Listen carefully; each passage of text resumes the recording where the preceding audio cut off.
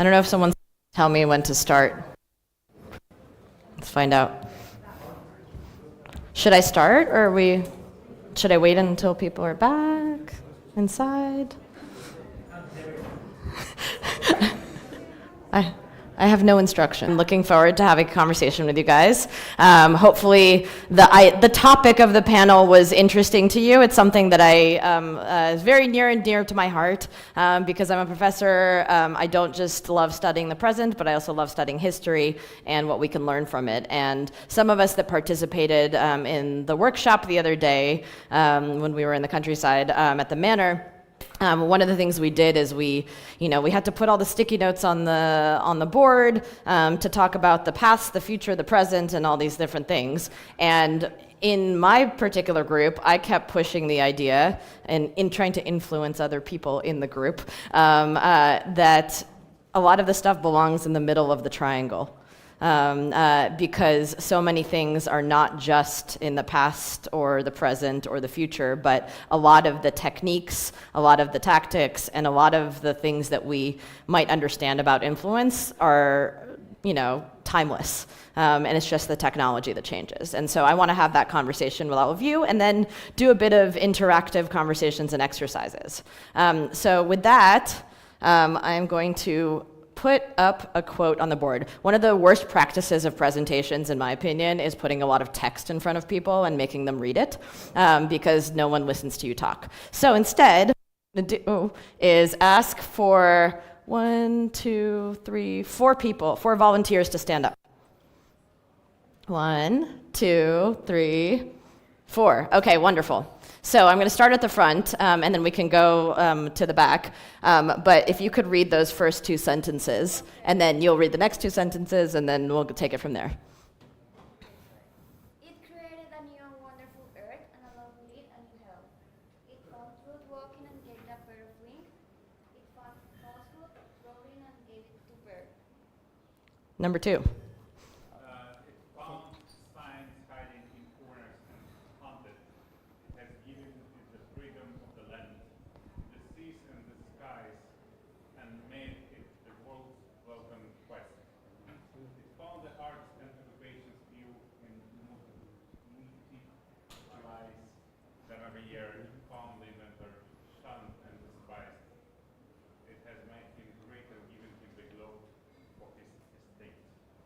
All right, number 3. Oh, you got a microphone. Nice. Fancy. It found religion, a master, and an oppression. It has made it man's friend and benefactor. It found war, comparatively cheap, but inefficient. It has made it dear, but competent. And last but not least. It has set peoples free, and other peoples it has enslaved. It is the father and protector of human liberty, and it has made the despotism possible where they were not possible before. So now that we've all listened to that, read that, a question for all of you. What is this describing? Like, this is written by a relatively famous author, and it's describing some kind of technology advance. Which one is it? And if you actually know who this quote is from, then don't volunteer. Is it about the internet? Is that what you said? Yeah. Okay. Internet, printing press. Do we have any other ideas? Yeah. AI. Okay. So, yeah. Gutenberg. Oh, so we have 2 votes for printing press, 1 for AI, and and we had 1 for internet. Right. What? The bicycle, okay. The bicycle set people free and changed war and interesting, okay. I only recently learned how to ride a bike, so it's maybe I don't appreciate its powers just yet. So, atomic bomb, okay. Television, okay. So these are all these different technologies, and they might have made these changes in the world, okay. So, the democracy wins, and we had 2 votes for the printing press. This was written by Mark Twain in 1900, and it was on the anniversary, or the dedication of the Gutenberg Museum in Germany. But the reason I asked all of you to say what it's describing is that it could describe a lot of these other things, right? If we look at, break this apart, the main topic of our conversation is probably that second line, right? It made truth easier to spread, but it also made it even easier for falsehood to spread. But there's so many other things that happen because of all these different technologies, as we've advanced our ways of communicating with one another that have, changed how difficult or easy it is to engage in warfare, how religion can spread, and all these different ways in which, this is influential, right? Its influence is this technology changed the way we do a lot of different things, and each of the technologies that came after that. Now, when I was preparing this presentation, I did not know that Nikos was going to kind of get ahead of me by talking about some of those different technologies. But let's just look at a very not-to-scale timeline. I made a note of that over here, of a lot of different things that happened. And we're not going to go into the whole story. I'm happy to talk about each of the things in this timeline separately, but we don't necessarily have time for it. But Gutenberg press gets invented, and one of the things that is important that happens shortly thereafter is the religion piece, right? Martin Luther uses the printing press to print something that challenges conventions about religion, right? And that scares the church a lot. And it scares a lot of other leaders and kings and others because they're thinking, oh, now the average person is going to be able to say whatever they want using this technology. This is crazy. We can't let people have this. That's a terrible idea. And so the French government decides to have a French penalty by hanging for using the printing press at all, right? Terrifying. We can't let people use this.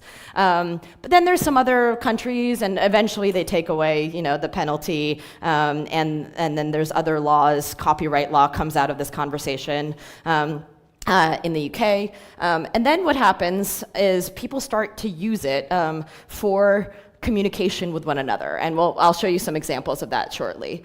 Some famous examples of that. Radio. Right, we're oversimplifying things a little bit, but it's not just the radio, signal. Giuliano Marconi comes out with the radio.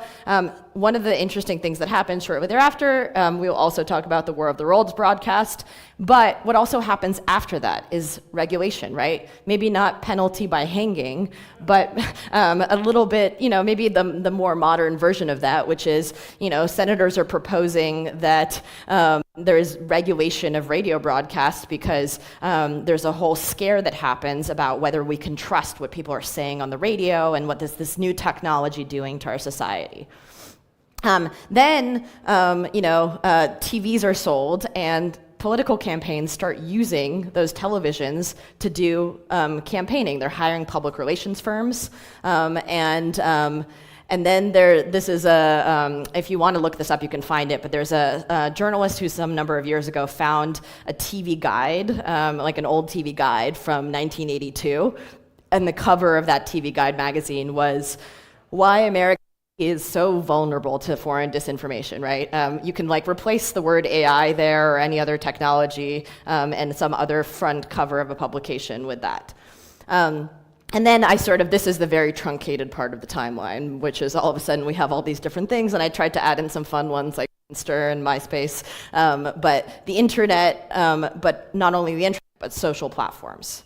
So let's go through some of these specifics, right?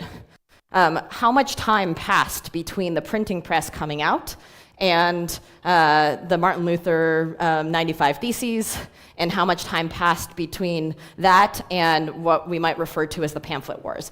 So now I'm going to tell you about the pamphlet wars, and if you actually read what it says on this, you could sort of equate what you see on that pamphlet to what you might see in terms of Twitter reply guys, because there were two guys who were both on different sides of the English Civil War, debating each other, and they not only were debating the political substance, but they were insulting each other. So one would release a pamphlet, and then he would call the other one a liar, and then the other one would call him a scoundrel, and whatever insult was popular in the day, they were using those insults. And so maybe it wasn't as fast as Twitter reply guys, but they were using it not only for substantive debate, but also arguing with each other over ridiculous little things or insulting personal attacks against one another. Not too different from what we see on different social media platforms. We were talking about that yesterday in terms of attacks against journalists and all that. One other thing that I don't have on this slide is what you saw on the previous one, the Great Moon Hoax. Does anyone, by show of hands, know what that is? Yeah, what's the Great Moon Hoax? It was publication in newspaper, The Sun, I think, in United States, about big, but it was explored that on the moon, it's civilization of flying people, I think. Mm-hmm.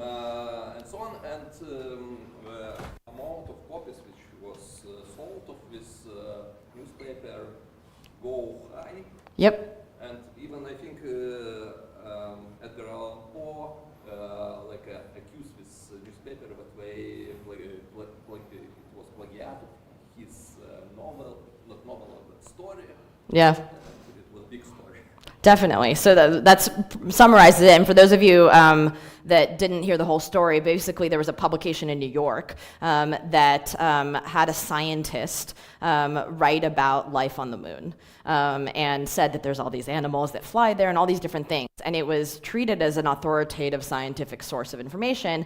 And that publication realized how popular it was. And then they knew that they were getting more people buying their newspaper, the penny press at the time. And so they started, getting a whole series going so that they can get more and more newspapers bought, because all of a sudden this went viral in its own way, and it was useful for selling newspapers, right? There's a incentive issue in terms of, how much money they were making off of the lie.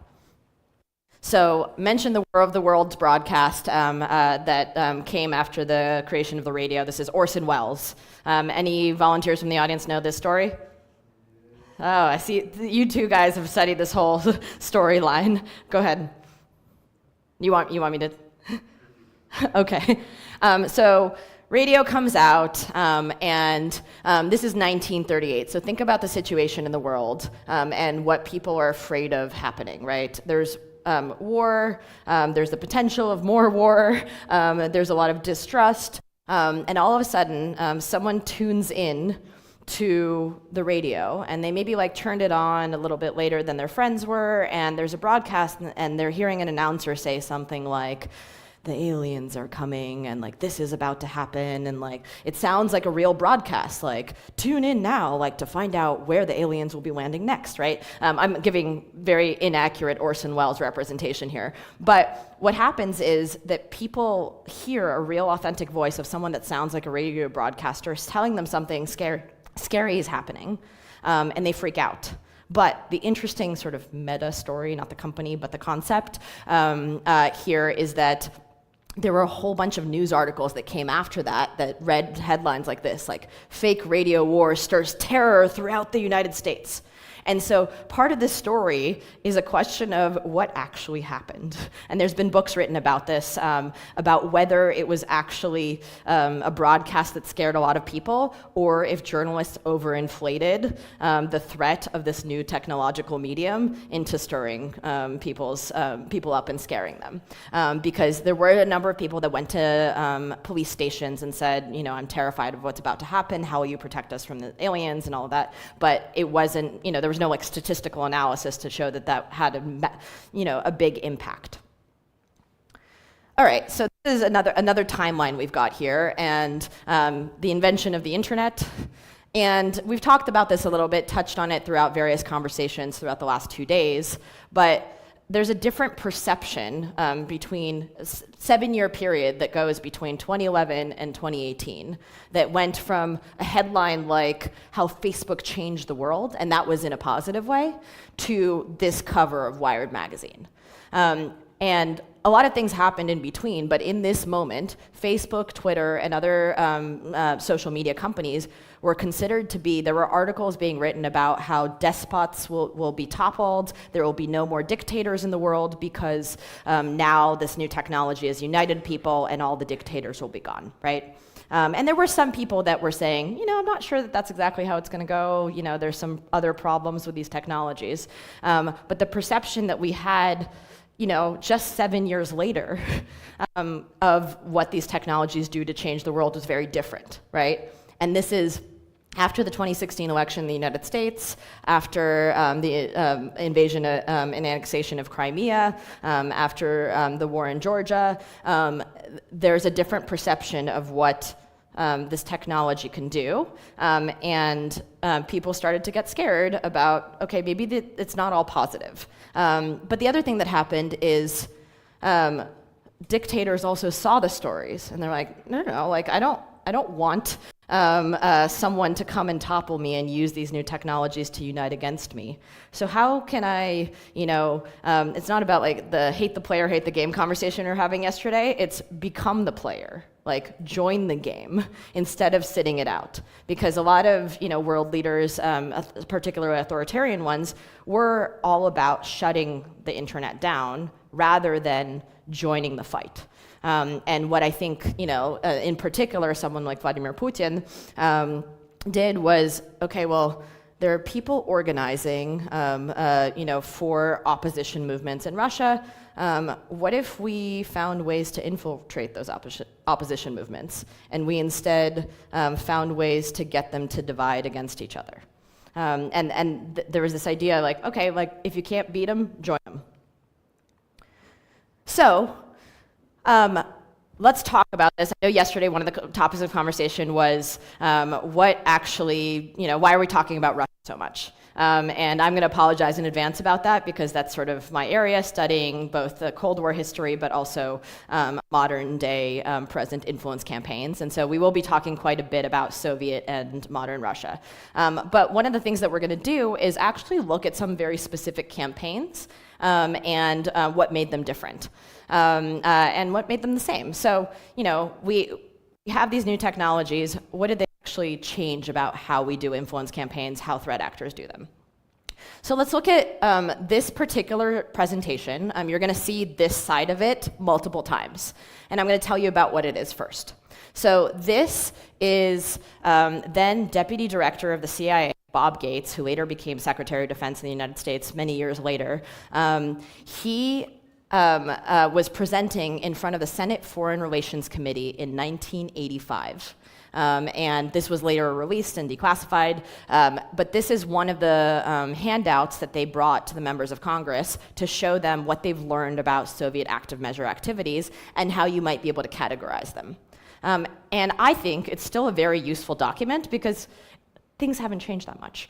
So let's look at how they have and haven't changed. So some tactics that we saw in Soviet influence activities included covert activities, active measures, forgeries, placement of articles, funding of political groups, manipulation of local communist parties, use of front groups, and agents of influence. This is the summary that intelligence analysts were able to come up with based on what they learned about what the Soviet Union was doing. So let's talk about the first example up here. So this is a forgery of a letter that was written, I think the date up there is 1984, so it was a year before this hearing took place. And it's allegedly written by the US ambassador to Austria at the time, Helene von Damm, and it was supposed to be to the Austrian Defense Ministry saying that they need some guarantees on NATO and NATO air defense capabilities. What it was playing on, why was it forged, why was it written, was Austrians were committed to neutrality at the time. And so the idea there was to force Austrians' hand to get them to say one way or the other what their commitments were going to be to NATO defense. And so that was the intent. But there's a good news to this story because what happened is instead of newspapers coming out and writing this story, they went and checked with the U.S. Embassy whether this was actually something that the ambassador had written and wanted to get a quote.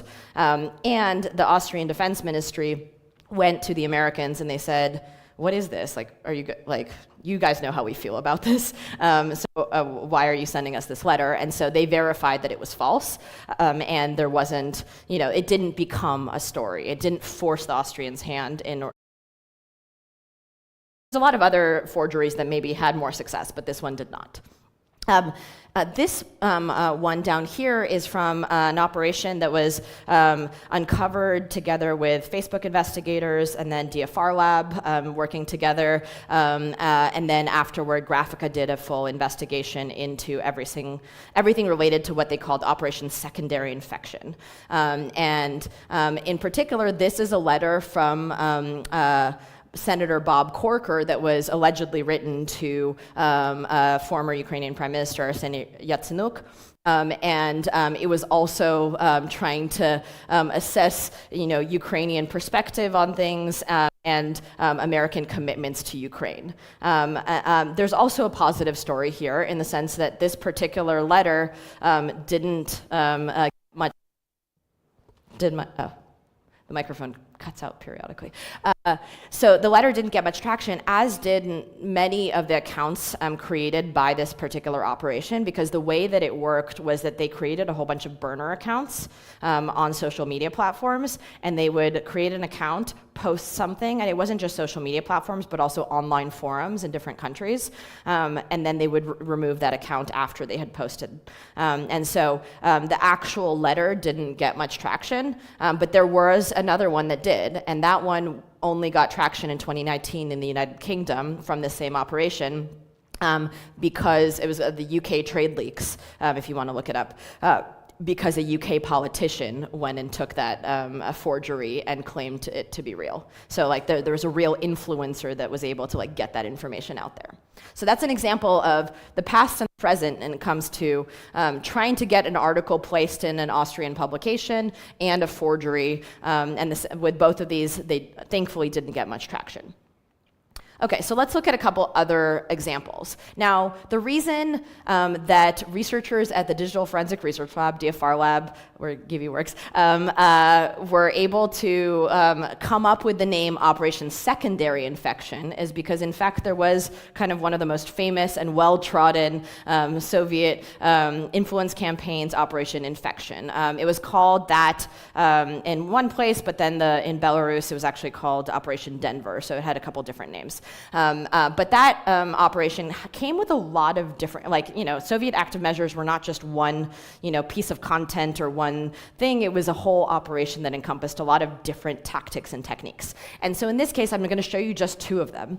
But one of them, it started with placing this article in an Indian publication called The Patriot, trying to push the idea that the AIDS virus was created on a US military base, Fort Detrick, it's mystery disease caused by US experiments. So this is the story, the overall plan and idea from, I think, the Belarusian KGB at the time.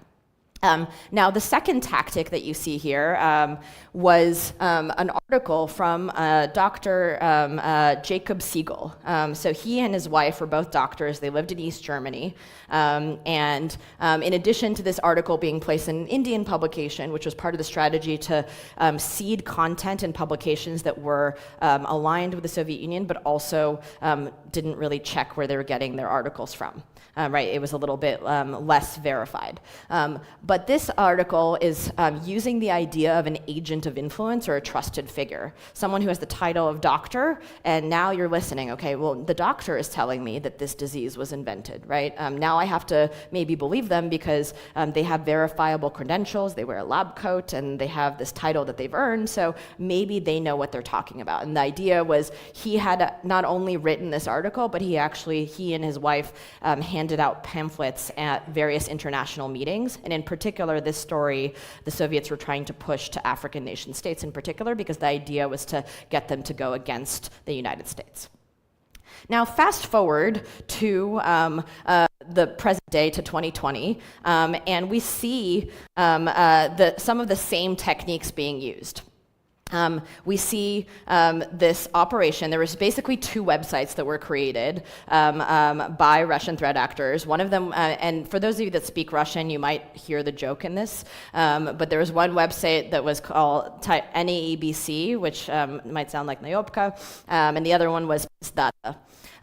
So for those of you that don't speak Russian, you won't get the inside joke, but I will tell you that both of them are curse words in Russian. And so in some ways they were trolling us at the time when they were doing this. But they created 2 websites in the United States ahead of the 2020 election on both ends of the political spectrum, one left-wing and one right-wing website. And they also published articles and got journalists, freelance journalists that they paid. And we were talking about this issue of journalism not being a lucrative industry earlier today. And so they took advantage of that. And they said, we're going to pay freelancers a lot of money so they can write content for our website. And so something to keep in mind is, like, who are you writing content for? Figure out who they are, right? Because sometimes, what's interesting is that sometimes when journalists, there was a Reuters reporter, Jack Stubbs, who now works for Graphica, who interviewed some of these people, and they actually didn't regret that they were writing for like a Russian influence campaign, because they're like, well, money's money. And so it's an interesting case study. But they also created social media accounts, and they were trying to use the idea of trusted figures. And I picked this particular picture because it has now presidential candidate Kamala Harris in their social media posts that they were using. And they were pushing, again, on both ends of the political spectrum. They didn't really care. They were just trying to see if they can appeal to very progressive people who care about liberal values and human rights. And then they were also doing the same thing on the opposite end of the political spectrum. Okay. So I think this might be the last set of examples that I have of different types of techniques that we've seen both in the past and in the present, and also similar targets of countries in particular. So the first one that you see here is the headline is KGB officers try to infiltrate anti-war groups. So this is the idea of funding political groups and front organizations. So one of the common techniques that from the past is the Soviets actually created fake political groups. This is the case from very early Soviet days, even when they were trying to undermine the monarchists that had left at the very beginning of the Cold War.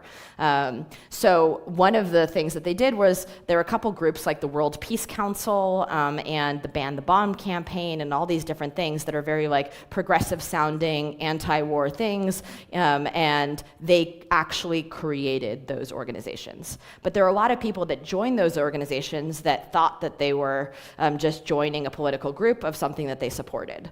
And you can actually go and read about all of these because all of that information has been declassified. And so they created these fake anti-war groups that people got riled up about. And the reason for that is because it creates division and polarization and a distrust of political decisions from leaders, right? The other example I have here is one that happened in Ghana. In Ghana, there was this article that was published in Ghanaian press that was alleging that the CIA was trying to overthrow the Ghanaian government, and they had written to some other political leaders saying, God, it's taking so long to overthrow this government, like, what a difficult thing. And so there was this article that was placed in that publication, and it actually took a lot of work for the US government to go and convince the Ghanaian government that this was not a real thing and that no one in the US was interested in doing this, but it was something that was published in legitimate Ghanaian press. Now, let's talk about, we fast forward again to the future, and now I think we're in 2020 as well, and we're back in Ghana. But instead, we also have a front organization. And that front organization and sort of fake political group that was created was the Elimination of Borders for the Liberation of Africa, if I'm remembering the whole acronym, EBLA, also a Russian joke. And this was a website in addition to an organization, and they had social media channels, and the idea was pushing for liberating African nations from like Western imperialism and pushing for advocacy for human rights and all these different things. And there was a troll farm that was actually found in Ghana that a journalist at CNN, Clarissa Ward, had actually gone and confronted the person working there, who had been a former employee of the Internet Research Agency. And so there was a really interesting collaboration there of journalists, social media companies, and researchers who came together to identify that investigation and network. Now, speaking of front organizations, Russian intelligence services actually have quite a few front organizations that have been uncovered, both on social media platforms and online. And a lot of them sort of bridge the gap between a front group and a media organization. And so some examples include InfoROS, which was a GRU led, and so I guess it still exists, I won't say was, GRU publication that had channels in different languages and social media platforms in different languages. So there was InfoROS Español, there was InfoROS en français, and so like there was various iterations of InfoROS. Which really stands for like information about Russia, right? Info Russia. And then Strategic Culture Foundation.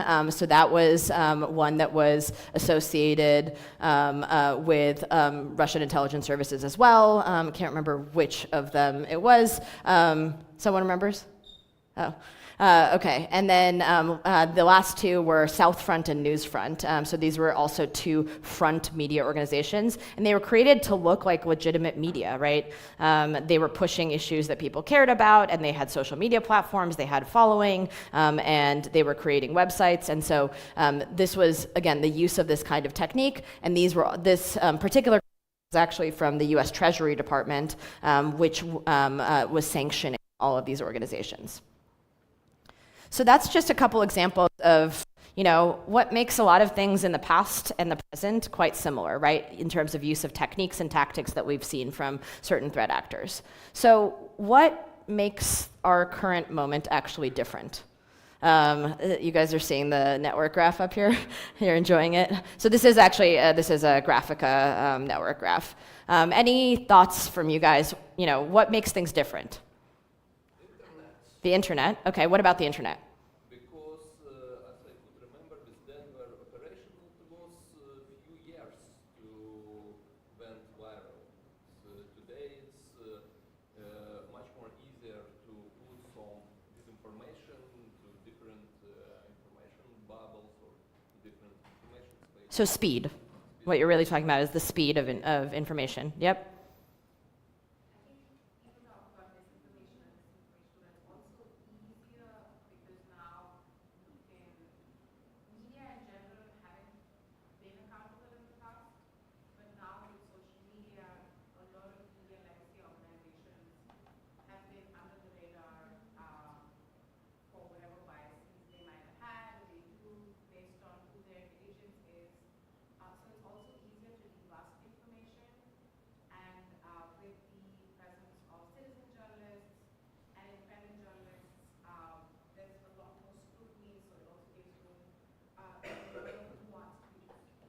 Okay, so we've got speed, and we've got trust and legitimacy.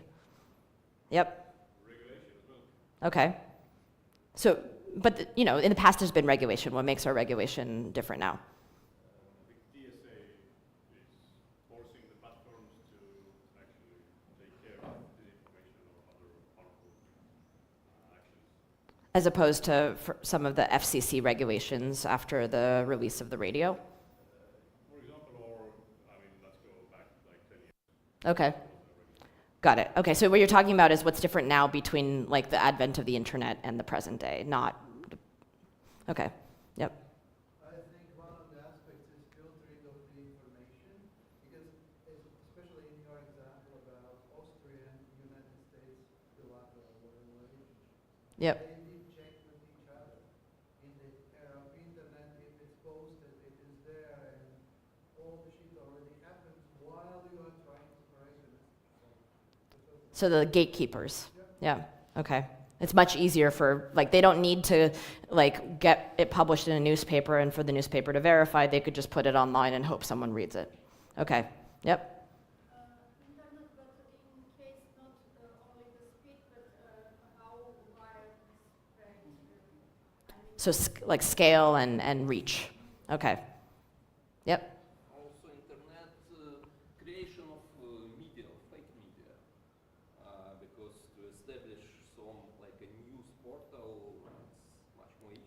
So yeah, in terms of what you're saying, like a lot of things are much easier and faster to do now than they were before. So it gotten just easier because I think what you've talked about, like what Kate did, yeah, I think Russian ways still stayed the same. Yeah. Because, for example, you've mentioned how they were trying to assess the aids were coming from US and their labs. We've had in Georgia US funded labs, and they, with the COVID, with other stuff, they were trying to also blame that. So the ways stayed exactly the same. Like the narrative is the same. Exactly. Yeah. They're not trying to be innovative anymore. I feel like they're doing whatever is already tested and well known. Okay, so you're saying some things have not changed. And it's interesting because I think, the narrative is like the sort of thread that goes throughout. It's like it's the tools that we use to disseminate it and perhaps the ease and speed with which we do it. Any last thoughts? Yeah. Feeling of feedback, making comments that can confirm the lie with trolls on online today, which Yeah. did not exist in the past. And also AI. But what does AI do? Let's get to the crux of it. It will change everything in the near future, right? How? It will work for us. Mm-hmm. Cheaper Cheaper. Okay. production. And very close to what you say about gatekeepers, also frames changed and set agendas changed. So that is why people are getting different stories from different narratives or in different frames. All right. Lots of really great thoughts all around the room. So I'll share what my personal opinion is, which goes to one of the last points we just heard, which is I think what changed, and this is a graphic from the University of Washington from a researcher named Kate Starbird, and this graphic is from Graphica, the research firm. But the graphic up there is something that she created after January 6th in the United States. That's actually like a snapshot of it. You can find it. But what she is Kate Starbird. She's a researcher at University of Washington. There's another researcher named Alicia Wanless at Carnegie's Carnegie Endowment. And one of the things that both of them say is participatory disinformation or participatory propaganda, whatever, but the word participatory is very important. And my personal opinion in terms of what's changed, like speed, all these other things, they're important, and each new technology has made things faster, has made it easier to reach people, has made it easier and cheaper. In fact, you can see that if we go back to the Mark Twain quote that I was showing you at the very beginning, one of the things he did is he said that things became cheaper and easier and faster to do with the printing press, right? And so a lot of those new technologies over time made it cheaper, easier, faster to do things. But the reason what I think changed is the participation, because what the internet has done and what social media platforms have done is they've created communities in places where people really need it. People are seeking out like-minded people. They're seeking out something that not just confirms their beliefs, but makes them feel like they're a part of something that they do matters. And social media platforms have allowed them to find those other people much more easily, but also to communicate with them directly. And that, I think, is what really fundamentally changed because they're social platforms, right? There's this idea at the former company I worked for, like one of the original sort of mottos was make the world more open and connected, right? It sounds really, really nice. But at the same time, making the world more open and connected makes it more open and connected for everyone, and not everyone's good. And so you can connect, as we heard about gaming, and we heard about a lot of other communities. The Nazis can find each other much more, and the neo-Nazis can find each other a lot more easily as well. It's not just the people that can create businesses together in different places. And so we have to weigh, how much that community building benefits or hurts us. So, one of the things that you guys said has changed is artificial intelligence. And so let's play a little game. By show of hands, which one of these images is real? I'm going to give you a couple minutes to just look at them. No, I'll poll you guys. There will be a poll, just to think about it.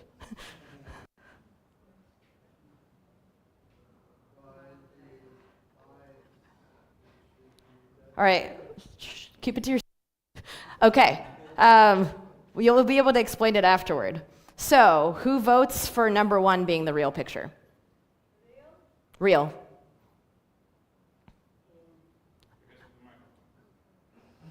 Because of, okay, so let's explain. Why do you guys think it's the real one? You said because of the microphone. Any other thoughts? Yep. I just know there's a website that generates images, and it has the one on the right has a similar background texture to it. The right side or the right side. So my actually guess is that both are fake.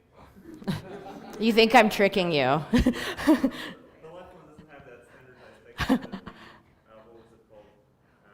This person does not exist.com. I think. So if you look at the all the computer generated images are from this person does not exist, and all the real ones are from a real data set from the Creative Commons. Okay, so any other votes for number 1 that you want to explain? Yep. For me, the hair looks a bit messy, and the right one is so symmetrical, but the left one is not that much symmetric, so that's why I thought it was the real one. Okay. Last but not least. I would say also the eyes are not perfectly symmetric. Also, you get that it's more real. Okay. All right. Who wants to defend number 2 being the real one? Yep. AI usually struggles with the human hair, and to recreate the human haircut, what Jen supposedly. So the hair is important to 2 people, but for different reasons. Okay. But seriously, although the placement that tricks me, and I believe you have trick on your sleeve because you will later on reveal that all Okay, so none of you guys trust me, is what I'm hearing. Okay. Any other thoughts on why number 2 might be the real photo? Nowadays, AI can create more quality photos. The left one has more quality than the right one. Higher quality. Okay. All right. I promise I am not tricking you, but it's actually the majority wins in this case as well. So some of the things that you might be able to look at, we had someone say that the background is very similar to this person does not exist backgrounds. When you have depth and dynamism in a background, and you have something like a microphone, some sort of perspective is very useful because the way these images are generated, if you think about it, is images are placed on top of one another, right? And what a GAN does, generative adversarial network, is it filters that information back in over and over again, and so it becomes like a flat copy of a person, in a way, if I'm explaining it clearly. But there's a couple also hallmarks here of why this guy might be fake. So you may not be able to see it, but his chin is actually blending into his shirt a little bit because what happened as the AI was creating this image is that his beard kind of started to disappear and meld into his clothing. There's some with the hair, some weird alignment issues, but it mostly people seem to like his hair, so I won't insult too much. But I think the beard is a good one, and sometimes one thing you can think with her is she's looking, but not directly at the camera. He's looking directly at the camera because the easiest thing for an AI to do, now it's gotten better, but there's still some problems with this where if you look at an AI generated picture of a lot of people, if they're all just staring straight ahead of themselves, because it's much easier for an AI to create something like that than to create dynamic images of people turning their heads in different directions. All right, let's do it again.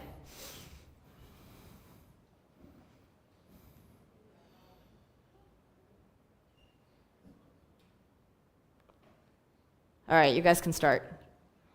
Yeah, I think this one is real because this looks very blended. Also, this can be made with a bad camera. I don't know. Yeah, some of us still have bad cameras. Okay. Yeah, Kiwi. So A is definitely real, but I can tell you that B is fake because airing is missing. There is a noise in the background, so you can't really make out what's that.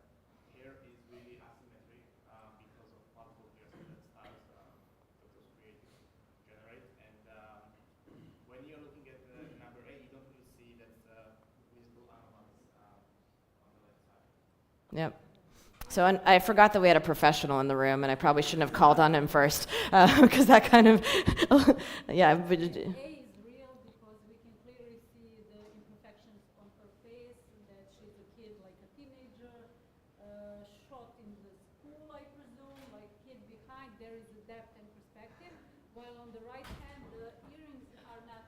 matching, and the hair is like, and we see that it's a attempt to be a real picture, but it's pixelated when you look up closely, so it's distinguished. I have nothing else to say. You guys did a fantastic job. All right. So instead of talking about which one is the AI, there's a lot of conversations we've had about content creation. Which one of these is from an influence operation?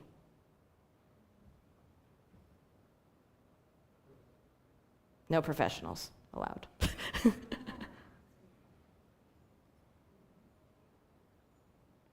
How can you tell? No, I think the Black Panthers are because it has depth and substance, while, or maybe it's a trick question. This looks pretty much staged and artificial and easy looked as like it's put in piece to trick us. Let me ask a different question. Are any of these or one of these disinformation? What's disinformation? I think that the story about Black Panthers, because the symbols of anarchism, the levels of the shell, those are accurate screenshots. I would say So you're saying what they were saying about the Black Panthers is not accurate? partially. Okay. Is this disinformation? Like or share if you think our veterans might get benefits before refugees. What makes it disinformation? Because it is just a statement, right, that we already have an answer, which are fake. So it's kind of not an assumption, just a It's more like he's pushing his own opinion into your face. And the second one looks like a post that I would find in my mom's Facebook. That's how you know it's your parents' social media. From those random meme pages. So Also, this one looks very easy to be made, and this one has logo, also like shares, maybe if it's real, tells us a lot. And I have a question. Is this actually a typical hat for veterans? Is this a new one? Does it look like it? I mean, to my knowledge, there's no official veteran hat that exists. It is a hat, and it says the United States Navy on it. Doesn't mean that there's no official release of clothing for veterans in the United States of America, to my knowledge. Yes. But I was just going to say that if you switched out that logo with a little Photoshop trick and switched out the words veterans and refugees, you could very easily interchange one agenda for the other. So you put some refugees in the picture instead. Yeah. Like just, Oh, switch out the. just Yeah. the narrative would make him look like a refugee. Because that United States Navy is a shoulder bag. Yeah. It is not the on hat for veterans. Don't deny him the right to put a patch wherever he wants to, right? Okay, and so last question. What political affiliations, do you think either of these might be interested in? Yep. So these are two different political groups, allegedly, right? Although there's, and the other thing that, I won't get ahead of myself. So, any other last thoughts before I make the big reveal? Yes.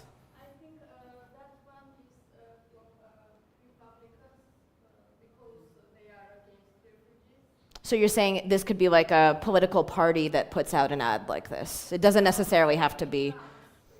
And so you could imagine that a political party or an activist group might put out some of this kind of stuff, right? It could be real, yeah. I agree. I think that one. You know, when you see the adverts that were tailored after Cambridge Analytica, that looks very much like one of those. The thing with that one is, though, like the self-generated images like that wouldn't have those spelling, the grammatical errors, like in the automated. Well, I'm not saying that. We're done with artificial intelligence, so. Like when you would make a meme like that, it wouldn't have it would do everything automatically for you grammatically, which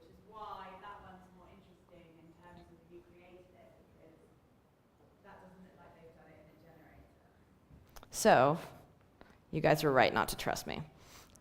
Actually, there should be certain. Oh, yeah. You're right not to trust me because both of these are from the 2016 Internet Research Agency operation targeting the United States. And both of them were aimed at different ends of the political spectrum and different issue areas and groups. And if you think about all the issue areas and groups that are encompassed here in this conversation, there are Black Lives Matter conversations that are happening. There are conversations that there are people who think that there's this false issue that it gets created. Why do you have to give benefits to only one of these particular sets of people, right?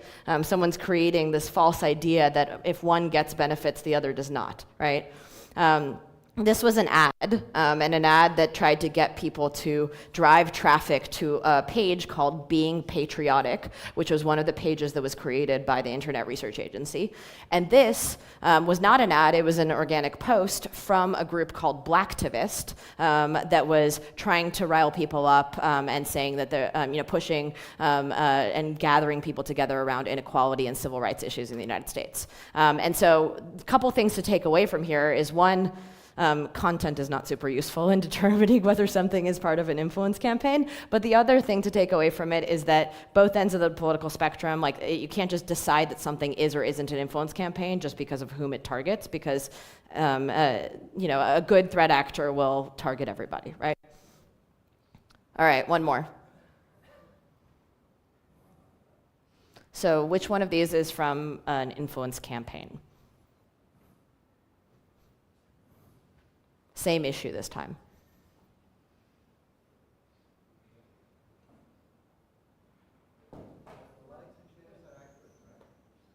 Yeah, likes and shares are accurate.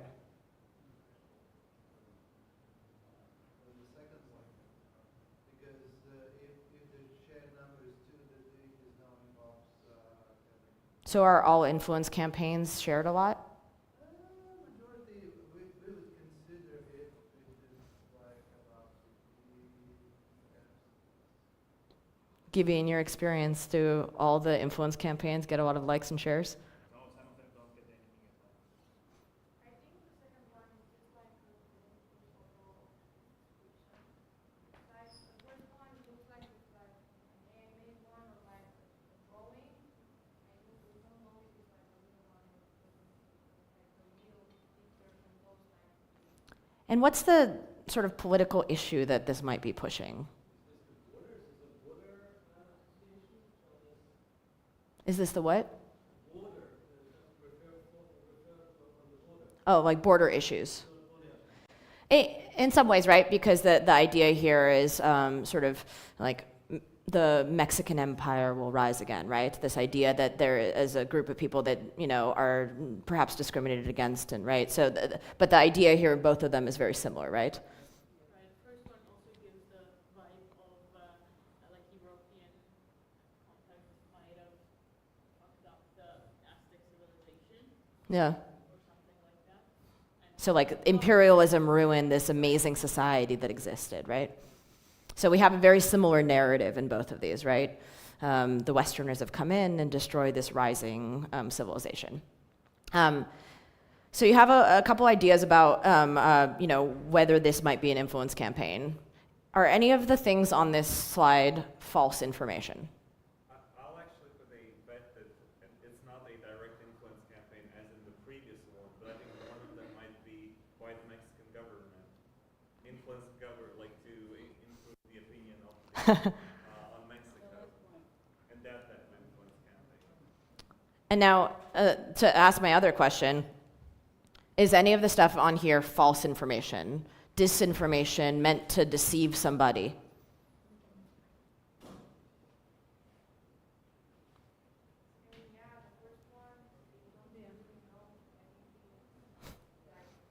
You're not sure of what it looked like before European contact?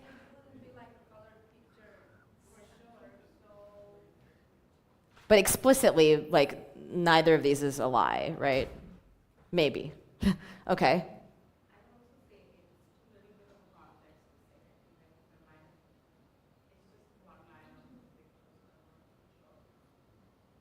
Okay. That might come in outsider's perspective as well. Yeah, I still live in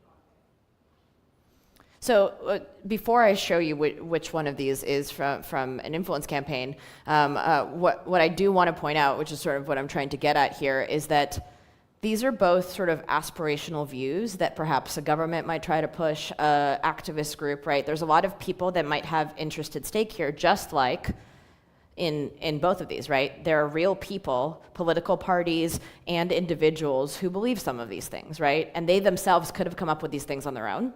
And same here, right? No one is saying here that like something in particular happened that never happened, right? The content itself is not necessarily false unless, as you said, this image is not fully representative of what the civilization looked like before European contact. So only one of these, I didn't trick you this time, only one of these is actually from an influence campaign. And the source of this, there's actually a quiz that came out years ago from the New York Times that took these kinds of side-by-side images, and people could take the quiz to see if they could spot which one of them was from an campaign. And once again, one of the reasons that I like to do this kind of exercise, and I do it with my students as well, is that the content itself is often not a very good indicator of who might be behind something, whether something is part of an influence campaign. If you look at an image, you can come up with all kinds of reasons why that image might have been a part of an influence campaign. And in fact, the threat actors that run these kind of campaigns are constantly looking at memes that other people create online and being like, oh, that's a good one, I'll take it. And then reposting it themselves or repurposing it, putting their own branding on it, because they don't necessarily have to create their own original content in order to run these kinds of campaigns. And so the content itself is not always the best indicator. What are some other things that you might be able to use to identify whether something is part of an influence campaign? Shares?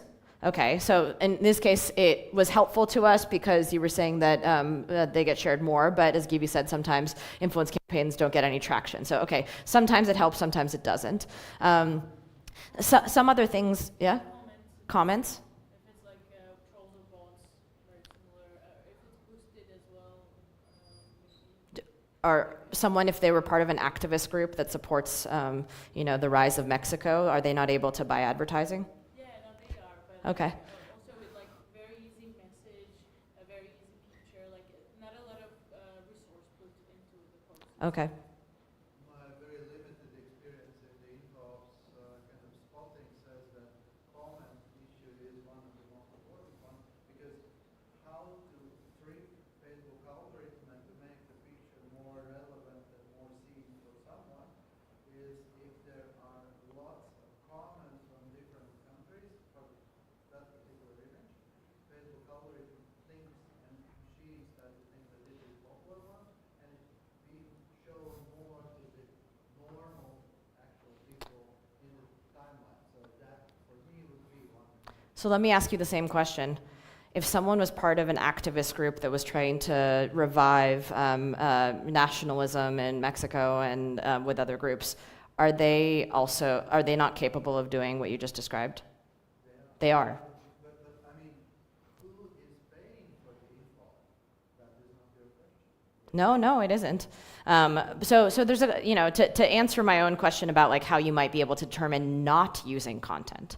There are a couple, and maybe some of you have other ideas. But if we just took content out of the equation, what are some things that might tell us that this post is associated with an influence campaign? Well, it might be the fact that the same people that created this post also created posts on several different political issues that have nothing to do with this one.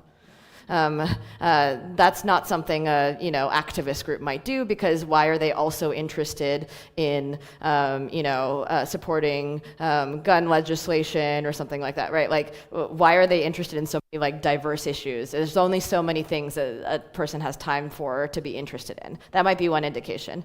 Another indication might be times of day that they're posting. Who are the accounts that are actually posting these posts, right? Are they all created at the same time? Might they have other connections to one another, right? Some sort of network relationship with each other that isn't an activist organization network relationship. Yes? And Gibi will not let me lie on this, because I remember that if a lot did analyze variety of campaigns, Yep. If it's unauthentic content creator who is posting something, machine is always posting at 0 0 seconds. Like exact 1 minute, 0 0. We as humans tend not to be so precise, you know, and you can spot the fake account if he or she is posting always on 0 0 0 something. 1 minute, 0 0 So you're talking about automated posting, okay, as opposed to like someone sitting at a troll farm and posting things themselves. So yeah, there's a couple things that might give you a sense that someone is running some kind of campaign rather than maybe a part of an active, like you have to sort of think about the other potential options of why they could be doing what they're doing. Because again, like with both of these are all realistically things that a political party, organization that cares about a particular issue, or anyone, your uncle, friend, or mom could also post and write because they saw it somewhere else and liked it. And then what happens when your friend reshares this? Now, are they also a part of the influence operation? Like, if we were to do an investigation, we're like, oh, this person shared this, and they shared it with all of their friends, and they kept reposting it over and over again, and they did it all the time. Like, this person must be suspicious. Does that mean your friend is now working for the, troll farm? I'm asking a rhetorical question, obviously. But I think the interesting thing about content is that it originates somewhere, right? This might have been a meme that someone created for something else, and then it was repurposed by a troll farm to be used for something else. And then it could then find its way on Telegram, Signal, WhatsApp, and then on some other social media platform. And now you don't really know where it came from originally. Does that mean that every single person that ever shared it is a part of the troll farm influence campaign? Probably not, right? And so we have to think about not just, where, what a piece of content is and what it says, but also who is sharing it, when, and why. Because the content itself is not going to tell us enough for us to be able to make some kind of determination that something is an influence campaign. I'll give you some examples where, in my experience, there was in the early days of the Internet Research Agency investigation, there was an account that was on Instagram that was called Muslims in America that was created by the Internet Research Agency. And there was a research firm at the time, doesn't exist anymore, that looked at the Instagram handle of that account and found the Facebook page that has the same handle, which is facebook.com/Muslims in America. And they wrote a whole thread on Twitter saying, I can't believe the social media platforms are not taking this page down. It's clearly run by the same people that ran this Instagram account that was taken down for being a part of the Internet Research Agency campaign. Like, why are they not doing this? They're not taking this threat seriously, and they're not taking it down. Unfortunately, the Muslims in America page was run by a real Muslim who lives in America. And not only did that post, accuse social media platforms of not taking action quickly or whatever, but it also led to harassment of this person that ran this page because people were accusing her of working for the Russian troll farm and not actually being the person who she said she was. And so there's some negative externalities that false attribution and limited investigative assessment can actually lead to for very real people. And so that's why we have to be careful, like just judging things based on a handle or a piece of content. And that unfortunately has happened quite a bit. So, last but not least, I will ask you, this is a little bit more fun here, but is one of these an influence operation?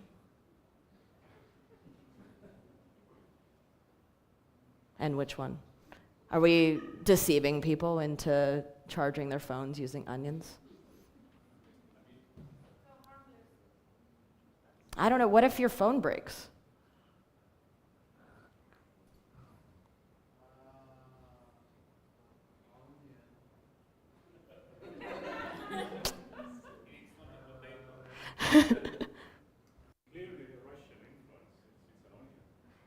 Well, and also the phone says household hacker on it. There's a lot of hackers in Russia. So what about this one? Is it true? Do you guys think that rural whites prefer Ahmadinejad to Obama? I think the name of news portal Fars in Russian, it means Fars. Okay. Does anyone know what the Fars news agency is by chance? Yeah, probably by Iranian people. Okay. So it's Iranian state media. Okay. So this must be the influence campaign, right? Because they're lying and saying that Ahmadinejad is supported by American white people. Let's go back a little bit. If you would define information operation as you see it, should InfoOps be categorized as something that is government pushing inside his or her country, or to outside of it? So I have a very particular view that foreignness isn't necessary for something to be an influence campaign. I will suggest this reading to people, but if you want to read a good article about sort of defining influence operations, How to Define Influence by Alicia Wanless is a really good one from Carnegie from some years ago. But there's a lot of factors that could go into. You guys got me on terminology. I love it. Content, misinformation and disinformation are content-based terms. They're about whether a piece of information is false, and they're also about whether it is shared with some intent to deceive or harm, right? And so there's two factors already. There's content, the truth or the veracity of the content. The second factor is intent. When it comes to if you step outside of content, then you start to, other factors that you might consider are foreignness, right? Are influence campaigns only influence campaigns if they're foreign? In my view, no. There's a lot of governments that influence their own domestic populations. There are political parties that do that. There's been a rise over the years of domestically run influence campaigns. So I wouldn't use foreignness as a factor. And then there's whether something is content-based versus campaign-based. So again, misinformation and disinformation are terms that are defined by, it's a piece of information you're trying to decide whether it's true or false and whether it was shared with some kind of intent. An influence campaign or active measures or information manipulation or FEMI or like all those other words, they're campaign-based terminology because it's not just about one piece of content and whether it's true or false, but it's about a whole set of things like that Operation Infection where it included agents of influence, it included placement of articles, it included front organization. There was a lot of different things that they used to run one campaign, one operation. And so and the other thing that I think is important is whether you use the word malign or not. Because as we've discussed throughout the last few days, influence in and of itself is something that we all have on one another. And influence in and of itself isn't always bad. It's just where do we determine what makes it harmful? Personal opinion, I think when you lie about who you are, and what you are doing, then that is when it makes it harmful. Other than that, I think everybody lies. Like the old name for my class when I used to teach at Georgetown University was lies, damn lies, and disinformation. And the reason for that is because people have been lying forever, but nowadays, because disinformation is such a hot topic, we end up in a situation where like anytime anyone lies about anything, we're like, oh, that's disinformation. Have you heard of it? Like it's this cool new thing and we're gonna speak at conferences about it and everything. But it's just become like the sexy topic and it's not because we didn't have people lying before. So that's my personal hot take on that. But let me go back to this one. Any other thoughts you guys wanna share?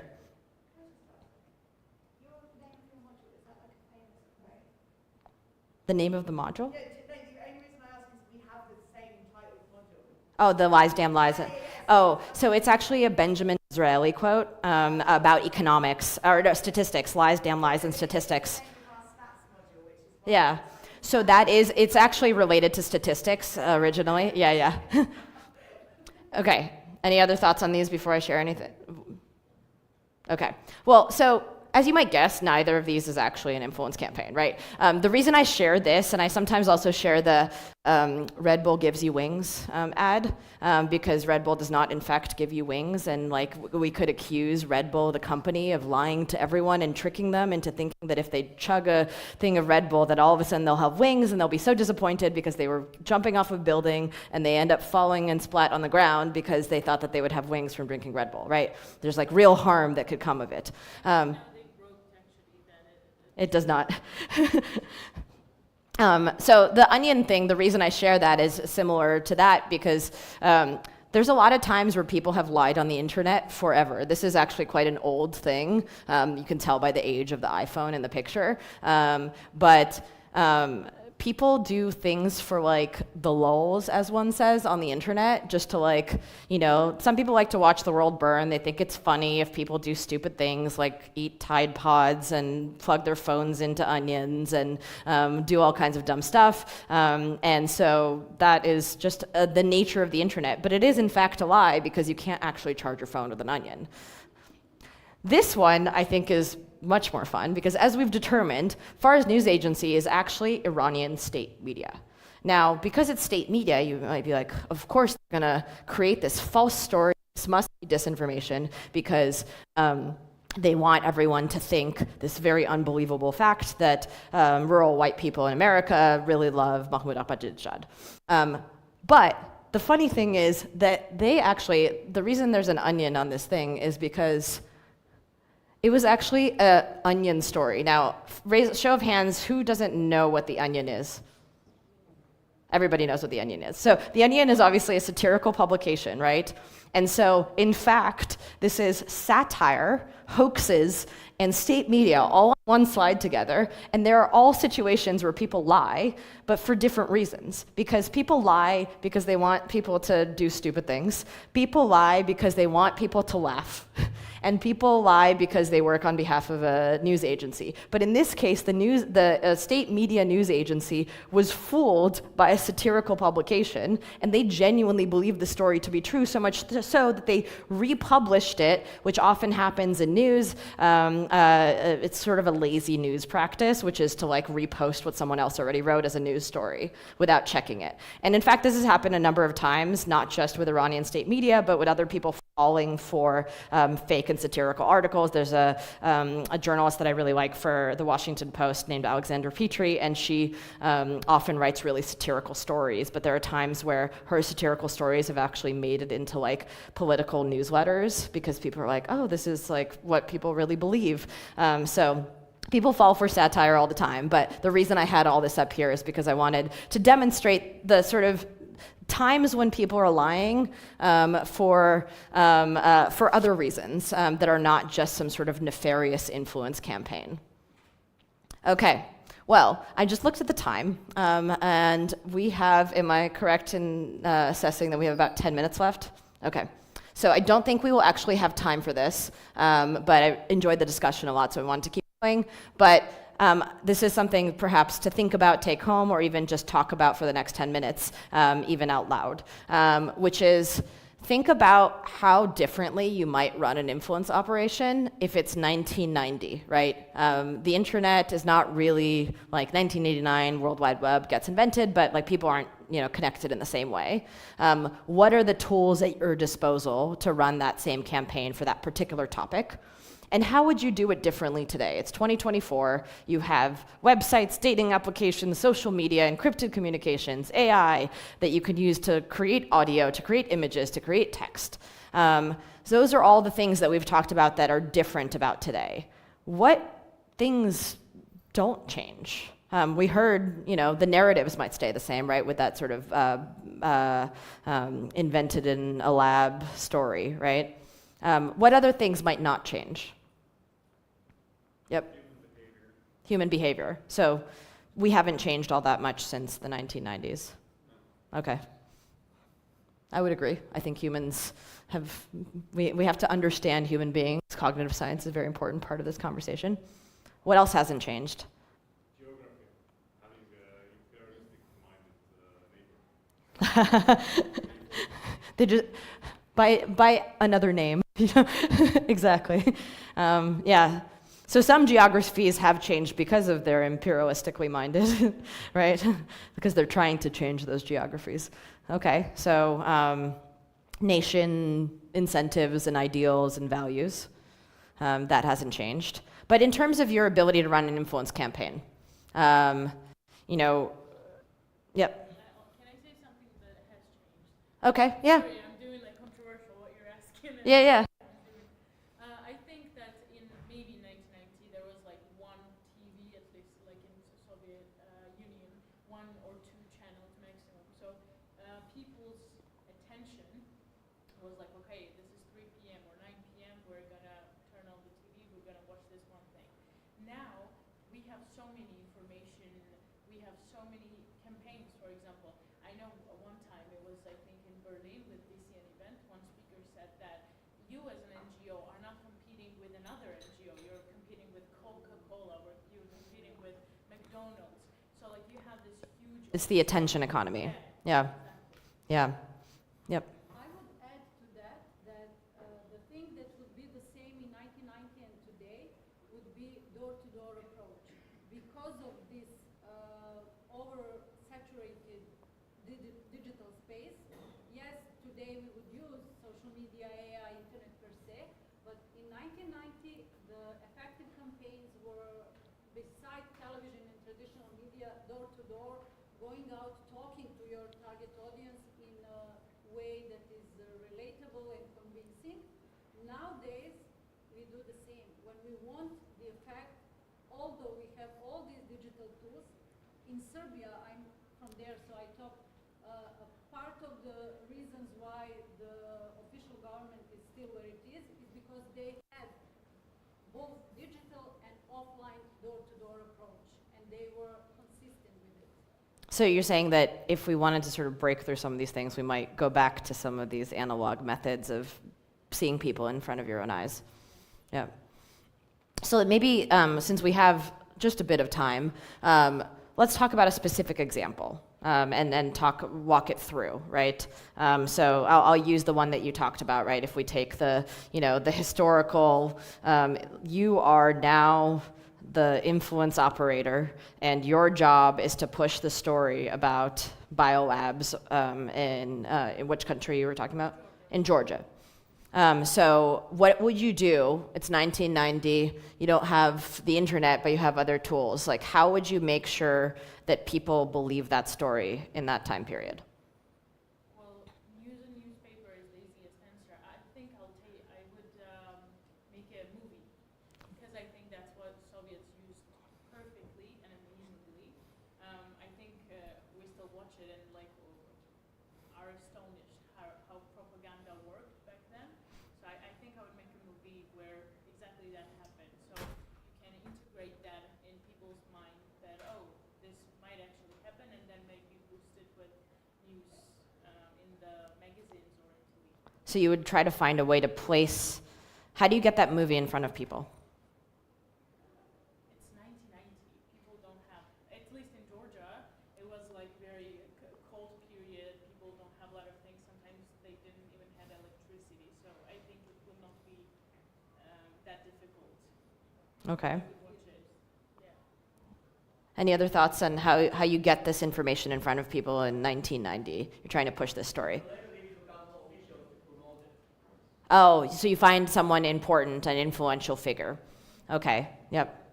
I would hire my friend who is having visibility to print something and distribute leaflets, like it was back in the 1970s. So handing out physical leaflets.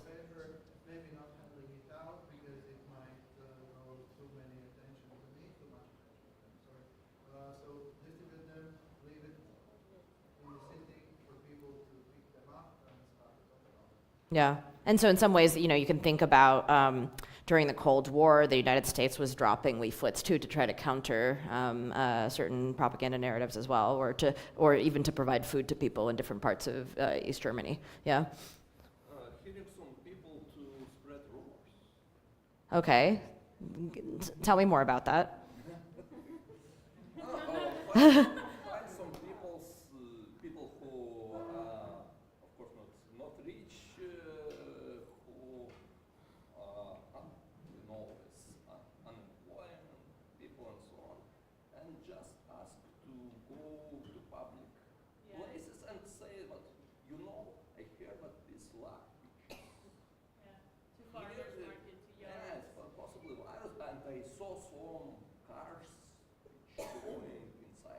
So you're paying those people, or you're convincing them that that's true? You're paying them? First, pay just to spread rumors. Maybe you create an activist group that's, fighting for clean water because you want to make sure that the biolab isn't impacting the water supply in the region. Maybe that. I'm coming up with some ideas for you guys. Okay. Yeah. Any other thoughts? Maybe a whistleblower in a radio show. The whistleblower is a fake whistleblower, saying I used to work there, and oh my god, they were doing terrible things there. Very good idea. So you have and so you maybe an employee of your intelligence agency, or you pay somebody to be that fake whistleblower. What about this idea of trusted figures? Like, who might you ask to come forward and talk about this biolab? Some politicians, maybe green movement. Okay. Sorry, what? Yeah, activists. Activists. Okay. Close with the mission and vision to what we want to achieve, they would come off as trustworthy. Okay. Yep. Some scientist who was, his family was sent by the regime to Siberia. They have a trusted figure by the definition already. So. He's got that scientific background. Yes. So from what I heard, PERP. So PERP were actually a great way to spread information. PERP bars. Even in the 90s, PERPs were a great medium to spread information. So I already see that. Mm-hmm. Any other thoughts on the past? Maybe gossiping? Gossiping? Okay, rumor mongering. Yeah. So I would talk to patients who probably went through some treatment in this lab or who were tested there, and then you would pay them and you would just say something, not very like completely true, but false, but some misleading information about the experience in the lab. Okay. Yeah. See, one of the reasons that I will tell you, because we've only got about 3 minutes left, why it's useful to do an exercise like this, which is playing the bad guy, so to speak. You start to realize the different tools that somebody might use, so that when you're actually looking for these campaigns and how to combat them, you think about what you would do, right? They're dropping leaflets, you're dropping leaflets. Does that work for them? What about, getting someone who's a trusted figure? Like, maybe we should be using a trusted figure to get them to come forward and talk about things publicly, so they can talk about, what the biolabs in Ukraine are actually doing and what they're for, right? The reason I bring up the biolabs in particular, thanks to your recommendation for that idea, is because, and I've spoken to some of you about this, but I have some friends of mine that work on counter WMD, and they have talked about how oftentimes the response is flawed from sort of the Western liberal democracies, because we end up putting out like a 40-page report about the biolabs, and we're like, okay, I hope somebody reads it, and then if they read it, then they'll know what the truth is, and truth will win out, right? But maybe what we should be doing, if we're trying to respond to that, and that applies both in the modern age and perhaps in the past as well, is maybe we get those trusted figures. We could use some of these tools that we have, but maybe we don't want people to gossip, but we want people to spread accurate information. We want it to be compelling enough for them to want to share it with each other. Maybe we get, the door-to-door, get someone to actually talk to people in the town square, whatever that town square happens to be, right? I know Jill was saying the other day, maybe the internet's not the town square, but, what's our equivalent of that? How do we actually get people to believe what the truth is? Maybe we need to find some of these same methods that the threat actors are using in order to reach people as well. And with that, I think we have 1 minute left, so I'm going to stop and say thank you so much. Thank you. Thank you.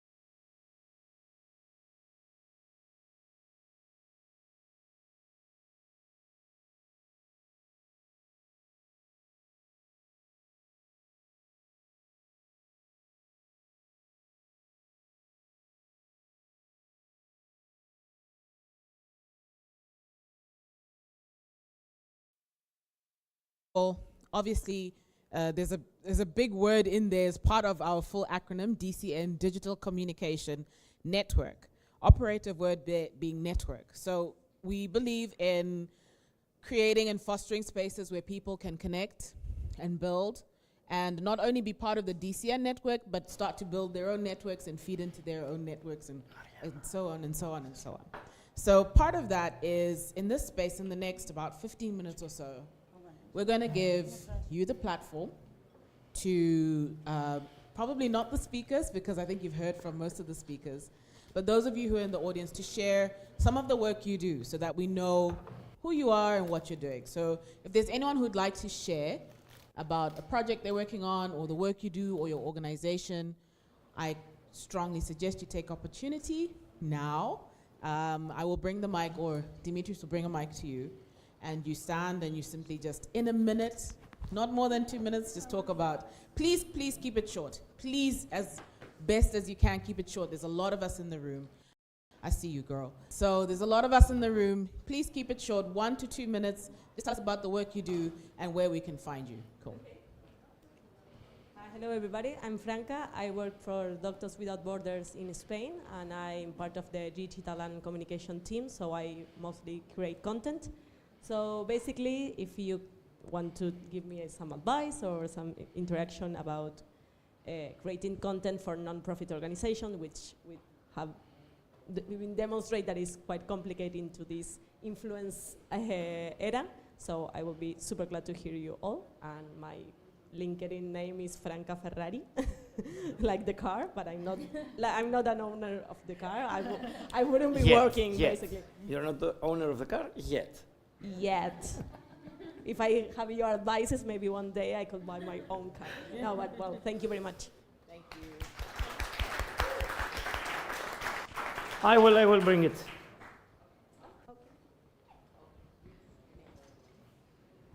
Thank you. Hi, everybody. I'm Pat. I am working on a project called Trust and Visuality. We are looking at how trust is operationalized on social media using the lens of health, everyday health and wellness. So basically, what do you eat? Exercise, blah, blah, blah, all those things. And we're looking at it from the point of view of users. How do users trust images, videos, blah, blah, blah, social media? How do content creators, influencers, advertising agencies, and so on and so forth elicit trust? And then how do platforms form affordances that allow for people to trust? Yeah, so, and we're doing that project till next year. There's going to be quite a lot of like articles and stuff coming out from maybe September onwards.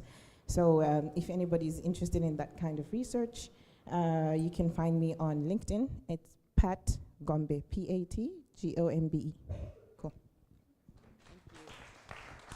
I've got one here. So I am Wojciech Bozewski. You can call me Ray. I really wanted to share. I am in a rock band. It's a very big personal project. I'm from Bulgaria, and we are actually starting to develop more and more. We've been searching for opportunities to experiment different stuff. So if you have some kind of ideas to implement a rock band in a business of yours, idea, project, we are open to experiment. It's actually a very serious project. We have actually developed a product, something we can sell to different businesses. We have an idea. We are looking to make a community, and something I love to say about Detmak, that's the name of our band. It's not only about the music we make, we're trying to make a community. So Detmak is for everyone, okay? So that's why we look forward to experimenting. It will be very interesting for us, maybe for you too, obviously if you want us to collaborate. So yeah, thank you.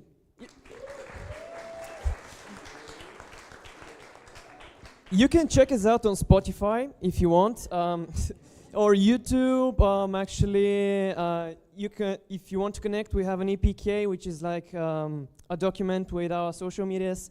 If you want to check us out quickly, it's like a single page document. So yeah, DEATMAG, Denmark. Hello, I'm Victor from Lithuania. I put message in beginning in WhatsApp, but will shortly just repeat. I'm working in Vilnius University and also in the military academia. And from the autumn, I think in Vilnius University will be think tank dedicated to strategical communication to researchers in field of disinformation and propaganda, and I will be head of this think tank. So if anyone is interested to cooperate, I think it's possibility to cooperate on individual level as well as on level of organizations. So connect me, chat with me. You are welcome. Hi, my name is Adanam Gulisheva. I'm from Kyrgyzstan, from Central Asia. My short name is Tina, and I'm now working with Prague Civil Society Center on a project to prevent burnout among journalists and activists in my country. Hopefully, I will expand regionally. So any advices, yesterday there was a nice research presented by Tartu University. That kind of support, help will be needed for my project. Any ideas or connections? I'm also working on my full-length documentary on human defenders in my country. I can send my trailer. I'm looking for cooperation with European co-production companies and producers. I know maybe it's not the stage, but I'm telling that too. So I'm teaching at the American University of Central Asia. So I see academia is here, like there are many representatives from academia, also ready to cooperate with other universities from European and US. So glad to see you.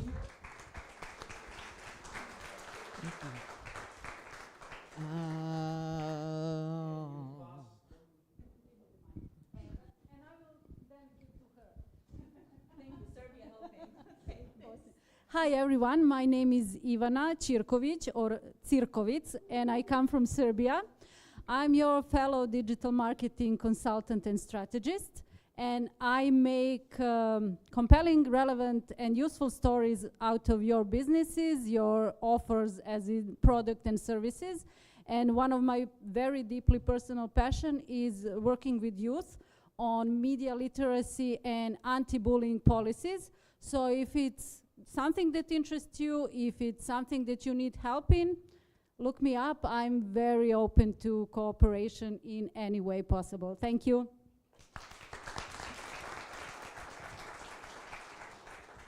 Thanks. After Serbia, Bosnia is taking the stage, so this will end well.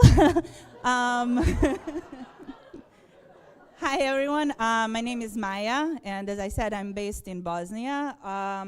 Among other things, I work for CCheck Network. We are an organization of 6 fact-checking, we are a network of 6 fact-checking organizations from 5 countries from Southeast Europe, euphemism for former Yugoslavia, basically. So we publish fact checks in English from the region. We publish also analysis about the media trends and dynamics, basically, and anything that is relevant in the fact-checking world. So if you are interested in fact-checking and media in the region, I would encourage you to follow us on social media. We are on Facebook, X, and LinkedIn under CCheck Network. That's SEE Check. So yeah, another thing real quick, since Ivana mentioned media literacy, I'm also working with teenagers 14 to 18, so if you're interested in some sort of collaboration in Bosnia working on media literacy, hit me up. I'll send my info in the chat. Thank you.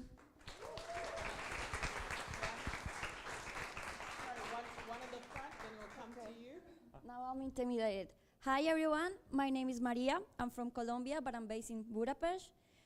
My field is media and communication studies, but now, well, not now. But, wait, I forgot. Well, yeah, it's rather intimidating to be in front of that many people. Now I'm working in a consultancy/think tank in Hungary called Center for Sustainable Media. We do media advice, of course, media development, like media projects, so everything media. We are focusing independent journalism and media sustainability and media financing. So if any of you is interested in one of those topics or wants to just chat about, I'm really happy about it.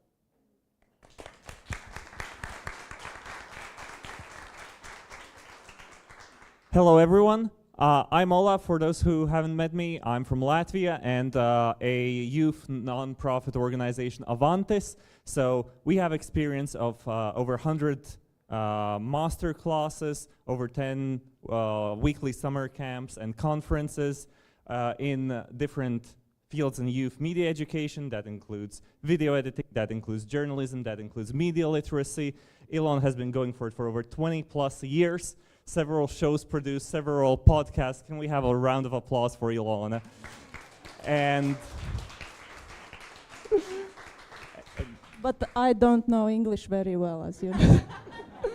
and so we're looking for, we're open for collaborations. So if you have any interest on learning how to create such initiatives, we're open for that. We also have our own content production. So one of the projects we're working right now, we're looking for youth experience internationally, and also we have our publishing journal that we are also looking for partners to collaborate with. And in addition to that, if you, we're also looking for speakers for the upcoming summer camp. So if anything of that interests you, or you have new ideas, find me or Elon, and we'll drop whatever contact is most convenient for you. Thank you.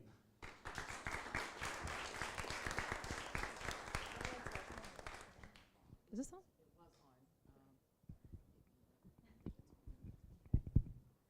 I'm Jill Goldensail. Somebody came up to me during the break and said, "And you don't represent the government," so you all know that. My research is primarily in two areas: law as a weapon of war and tool of strategy, which is known by NATO, who I work with a lot on as legal operations or international legal operations, and in China as legal warfare. And I do a lot of speaking and consulting related to that as well. And then in my, it's not my prior life, but before that took over my life, I worked a lot on migration as well. So I'm always interested in talking to other researchers in those areas. Thanks. Thank you. That's it? That's it? If you've spoken again, I'm not coming back to you. If you've already... Back here.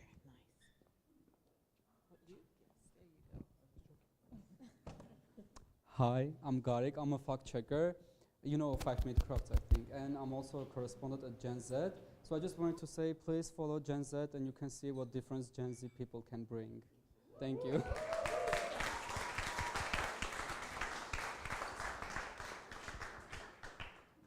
Okay. Was there another one? Right at the back. Dimitri's got you. Where it is? No? Here. Hello, everyone. This is Ahmed. I'm originally from Egypt, and I live in London. So anyone passing by London, you're welcome. I work in Hootsuite, which is a Canadian company, a tech company for social media management, where you can manage all your social media assets from one place. And recently we acquired TalkWalker, which is a social listening platform. So if you want to know more about social listening, how would that help you by any means, just, I'm here.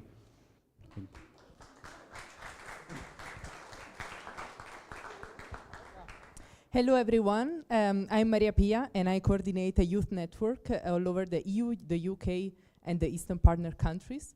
I'm not alone because there would be much. And the Eastern Partner countries you follow are in the Caucasus, so Armenia, Azerbaijan and Georgia, and then in Eastern Europe, Moldova, Ukraine and Belarus. We are over 500 young people, and we work a lot also on media literacy and disinformation. So if you want to involve young people in your programs or projects, you have opportunities, or you want to cooperate with us for some kind of training or anything else, we can keep in touch. My surname is like the city I come from, Napoli, is Napoletano, so it's very easy to remember, or we can chat after this. Thank you.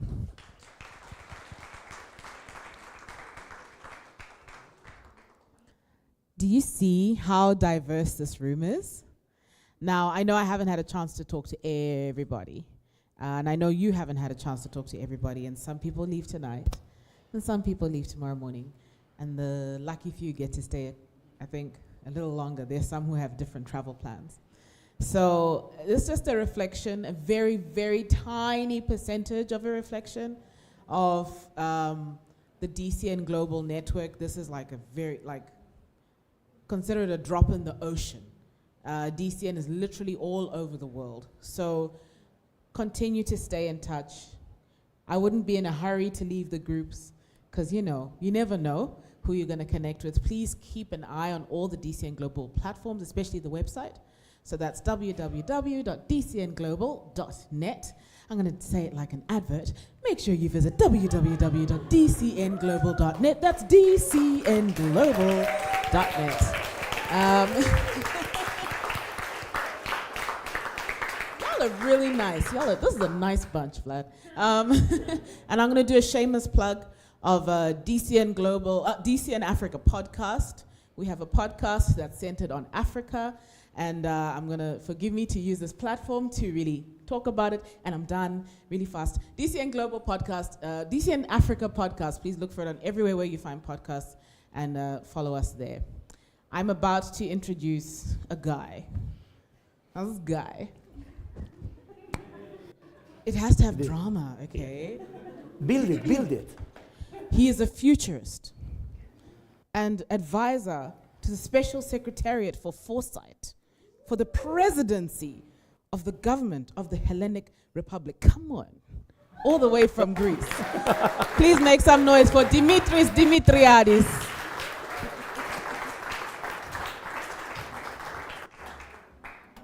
Hello. For those of you who doesn't know me, if you are under a rock for the few days now, today, for the next, I plan to speak about 20 minutes, but I will make it 15, maybe 10, we will see. We will speak about the future of influence, okay? I will skip the introductions, and we will go straight to the subject. We are going to speak about the future, okay? Who knows what this machine is? DeLorean, exactly. Back to the future. This is a machine that travels us to the future. And because on DCN we don't have budget for this type of machines, we are going to use one machine that we all have, okay? Our brains. Our brains has the ability to travel to the future, okay? It's scientifically proven by neuroscience that we can create images of the future and, of course, images of the past. Every time with fragments of information, with an image, a smell, the sense of a place, we can create and recreate a memory. With the same case, we can create a future state.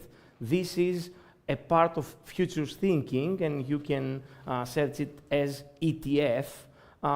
This is something that we can do. Tomorrow morning that you are going to wake up around, don't try this when you wake up to go to the plane, okay? Next day, try to close your eyes for 1 or 2 minutes and visualize yourself to the future. You will see that if you try and visualize yourself 10 years from now or 5 years from now, and you will see how I'm gonna be. I'm gonna be in the same place, in the same house, with the same weight, with the same spouse, in the same job. As far as you go, you will see some resistance. Your brain doesn't have enough data to construct the image of you in 10 years or in 20 years. So you can start thinking how you will be in 3 months from now, in 1 year, in 2 years. And you will see that your brain will come into play and start. You have your hippocampus that collects information and builds this image. You have your prefrontal cortex that also adds data to this from now, and it will start building this image. And you can do that in order to be prepared and better prepared for the future. So we as futurists, we come from a place that is called futures literacy. We heard a lot of times the media literacy, but we are a different subject, futures literacy and foresight. I'm going to explain you about that. And this type of foresight has to do with our current volatile world. Okay, we now live in a very volatile world. We have climate crisis, we have war and conflicts in Europe, we have the Great Resignation. Gen Z doesn't align the purpose of themselves to the purpose of companies built 20 years ago, or 30 years even. And of course, we're still living in a post-pandemic shock, okay? We want to believe that, okay, COVID is back and it's not here now and it's a past, but now we live in a post-traumatic shock and we need to work on it. How we're gonna be better prepared for the future and the future of influence that we're going to speak, with changing our mindset, changing new ways of thinking. So we have one critical thinking combined with futures thinking, and of course combined with exponential thinking. Because the future of influence will have a lot of technology, technology evolves in exponential terms. So if we're thinking on a serial way or an organic way, we cannot catch up with all these technology exponential curve.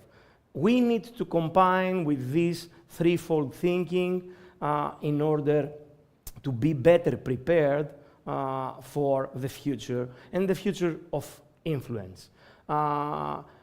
In many cases, because we said a lot about education and we need to learn more, I have a very nice quote of an American philosopher: let's be in the learner's side, okay?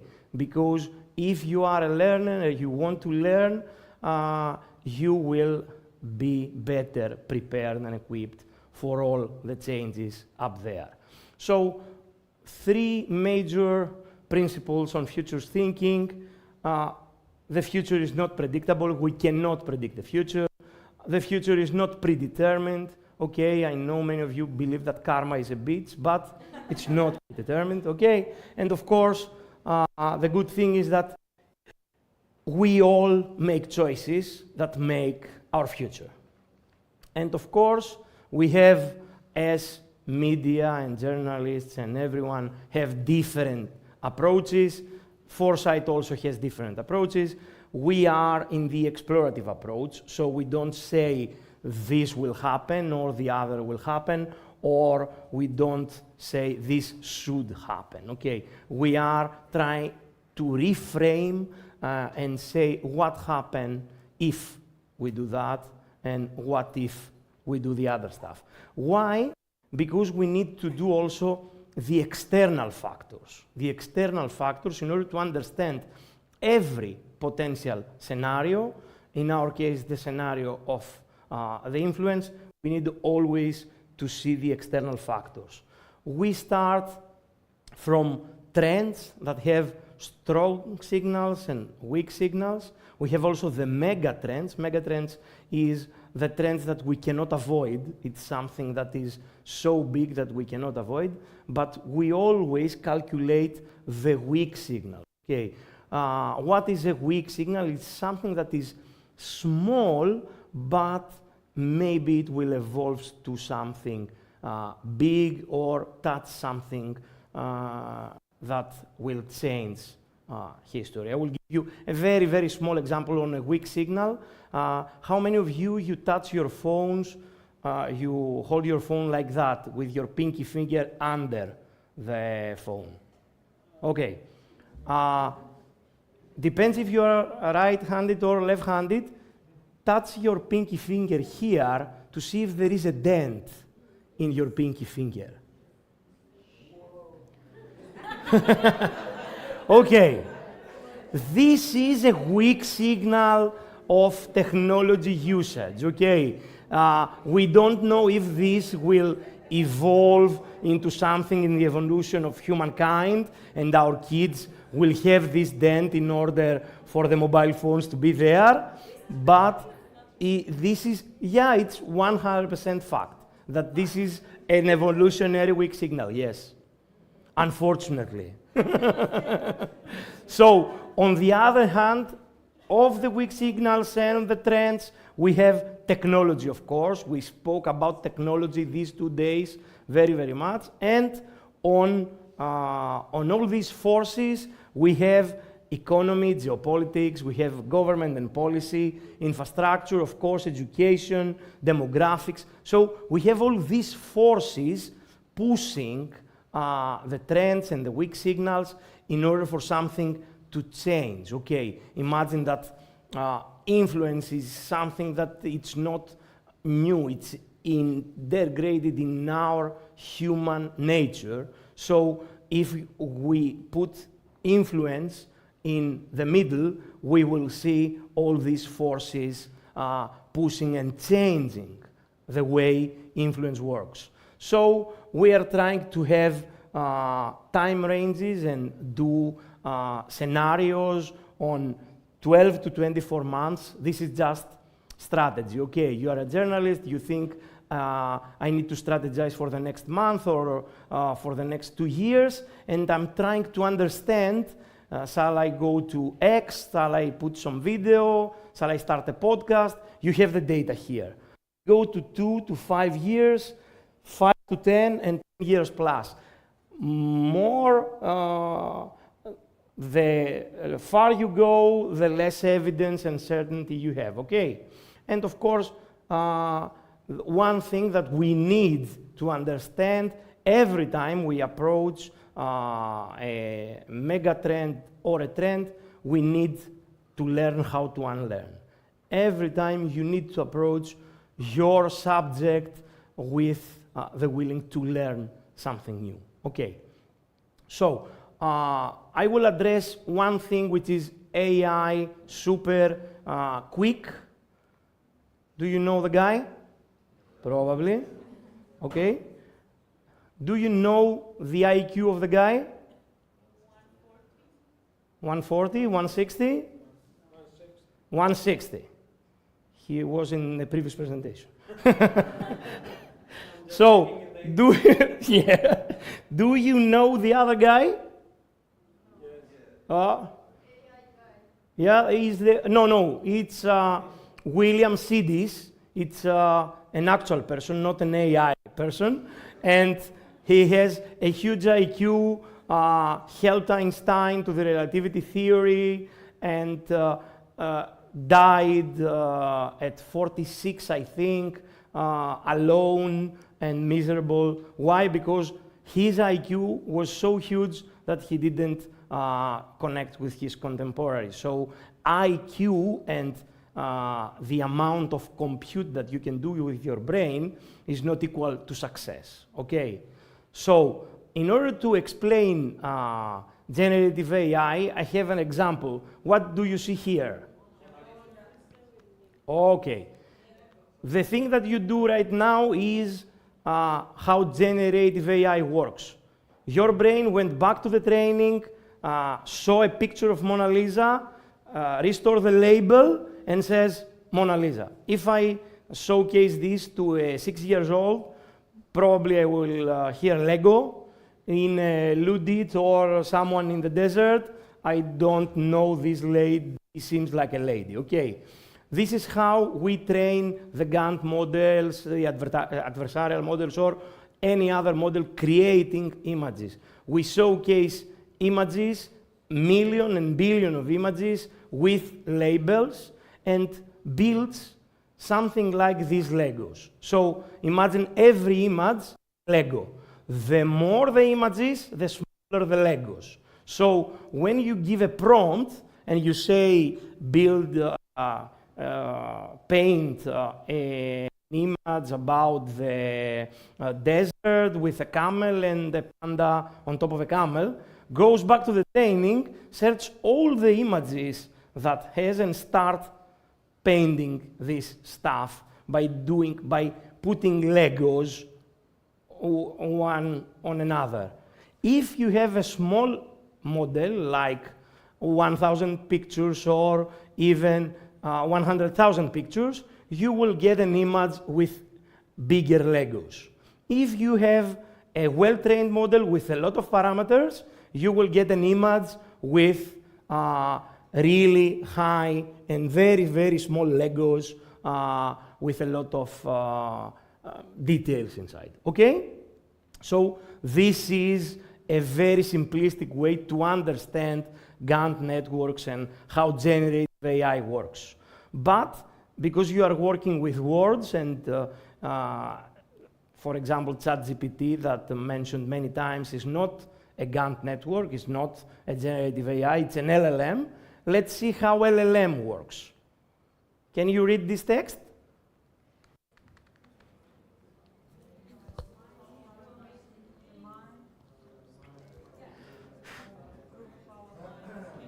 The thing that your brain does right now is an LLM mode, okay? What it does goes to the lines and replaces the actual numbers with letters, okay? You don't know how it does it because it's a neural network, okay? And you don't decide on which letter is what and what it is. One thing about the training of the models is that in the beginning it was hard. In the very few seconds, 5-10 seconds, these 3 lines was abstract. After the 3rd or 4th line and until the end of the text was easy, okay, super fast. What your brain does is go back to the training because you know how to read and write and understand all the differences between the letters and the numbers. The same thing we do when we train an LLM. We take a sentence, we remove a word, and we make the model to predict the word. And this goes for millions and billions of sentences. It's not the exact thing, but it's a simple way to understand how an LLM works and how to produce stuff. So this is an LLM and an AI. I do this in order to demystify the whole thing that we don't understand AI and LLMs will be huge and will replace us and stuff like that. So how many of you use ChatGPT? Okay, plenty. Do you know that there are more models than ChatGPT? Okay, there are models about video, AI assistance, models about speech, models about data science, advertising, education, finance, commerce. There are more than 5,000 models, and we are evolving. They are sitting on top of what we call fundamental models. They are small, bigger. We don't have just LLMs, large language models. We have also SLMs. We have other types of models that all working in different ways, but these are all just tools, okay? These are all just tools in order to augment us, to go from AI, artificial intelligence, to intelligence augmentation, to augment ourselves and make better decisions, make better code, make better articles, better videos, better audio, okay? Every time. So based on the global trends, I will close the presentation with the mega trends and how we see the future of trust by this slide. Okay, this slide say that most publishers think that AI will have a negative impact on trust. And without reading the room, throughout the day, I saw that more or less you believe the same. Okay, you believe that AI will reduce the trust on the news, and we will reduce the trust a lot as regards the media. In order to understand that, and in order to understand where trust goes, we need to go to the future of trust and the types of trust. I want to imagine a scenario that we have just three types of trust. Okay, three types. We have the centralized and curated trust. I trust them. I will give you details. We have the decentralized and transparent. I trust you. And we have a distributed and autonomous. I trust me. So we have a scenario that is decentralized and transparent. Everything, all the society, all the information is decentralized and transparent. You trust the system. You trust everything out there because whatever is written, for example, in the details of a food is actually true, okay, is the actual fact. Whatever you read in the news is transparent. You can check the source super easily, and you can do that. And you give your data because we live in a decentralized world, okay? So this is one of the scenarios. The other scenario that we are more or less now, but we're still trying, is the centralized and curated scenario, okay? So we have big businesses, we have all these gatekeepers that keep the data and provide people with a sense of security that, okay, I keep your data safe, I have your medical history, and with us it's safe, and they manage all the daily needs. Even for food, whatever you see is ready and safe, okay? And of course, we have the distributed and autonomous scenario that it can go to a more, let's say, do-it-yourself scenario. We have a big financial crisis, and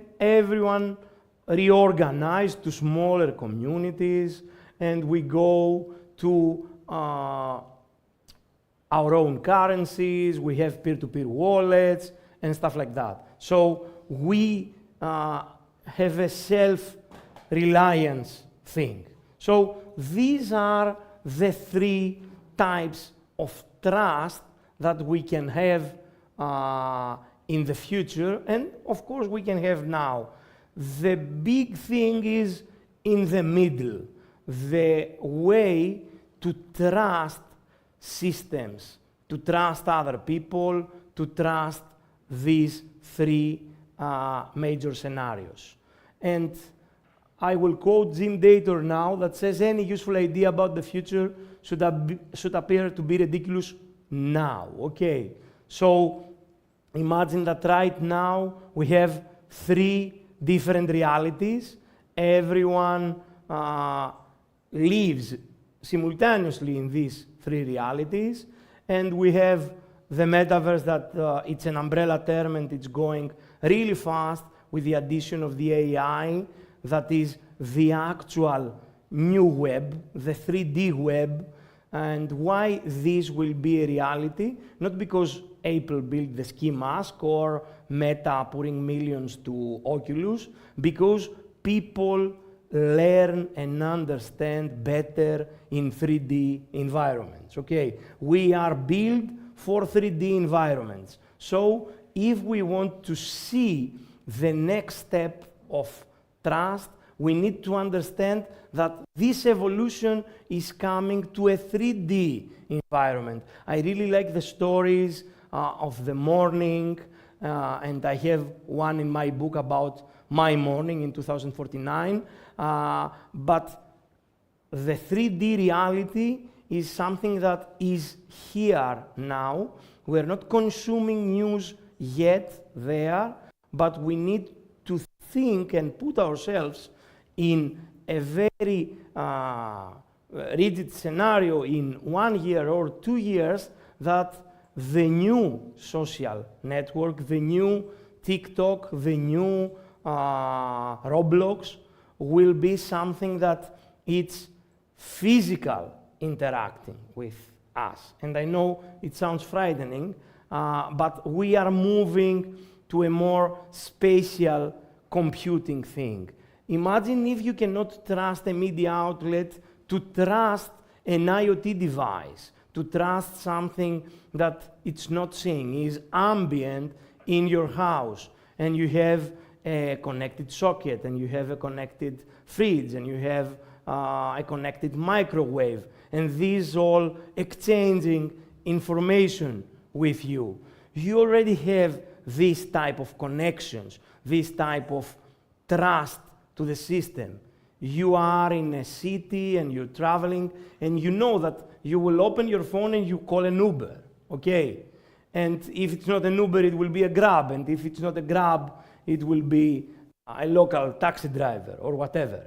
So every time you pull up a service, you build a type of trust in the system. So the future of trust and the future of influence goes into the ambience, okay?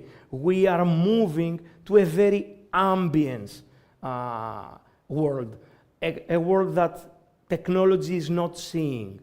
Everything from the AI assistants to our mobile phones to the glasses come to remove friction, because people don't like friction to everything. So we are moving into an era with less friction, and everything will be ambient. So we need to start building new senses of trust. How many senses we have? I can hear the numbers. How many senses? 5? 6 with a movie, the Sixth Sense. Okay? 5. Okay.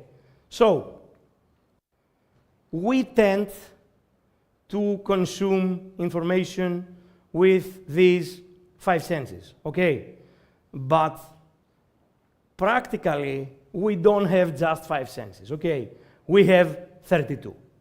We have the sense of balance, we have the sense of heartbeat, the sense of time, the sense of proximity.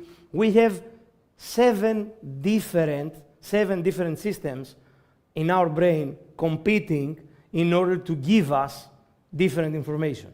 So every time you think about an influence, you must think about the sense, because your senses create the emotion that you will react in this type of influence. Okay, if I manage to steer in this room your body temperature and I give a talk about climate change, you are more, you have bigger probability to believe in the idea of the climate change, because I will tinker with your temperature of your body. You will feel the actual climate change. So every time we build something and we need to take into account the future of influence, we need to think that we need to build this for more senses. We are not building just a video or just an audio or just something. We need to build something for 32 senses.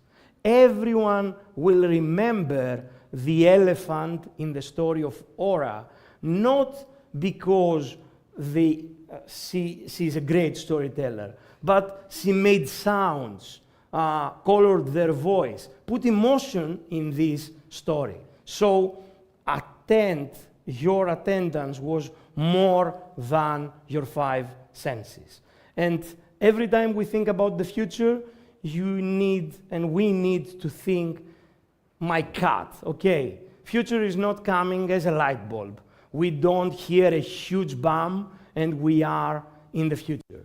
Future is coming like a cat in the living room, slowly, slowly, slowly. And as the cat approaches, our needs are changed, technology changed, our surroundings are changed, climate is changing, everything is changing as the future is approaching. So every time you think of the future of influence, you need to think of the space between yourself, your own biases, everything that you have in mind, and technology, all the forces, the space between that. Because in order to have something that is touching lives and influencing people in the future, the magic is in your head and in the space between what you think and how you influence and the actual people in the room. Thank you very much.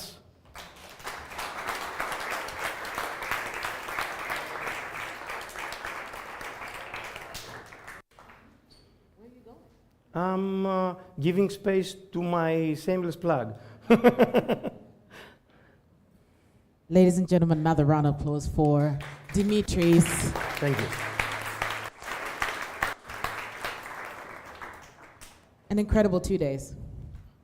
An incredible, absolutely mind-blowing 2 days. I don't know how you feel about it, but I've never been in a conversation like this, curated in this way, with these kind of people in a city like this, and I think it deserves a bit of praise, don't you think?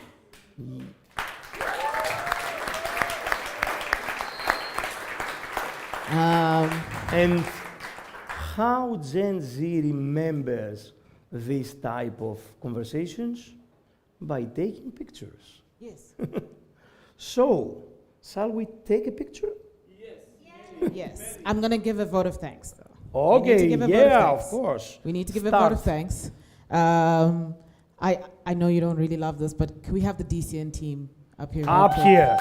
They hate this, but it's okay. I don't think they can hear you. Yeah, Mariana. Yeah, come. Alex, whoa. Yes. Diana, Alex, Mikos, Vlad.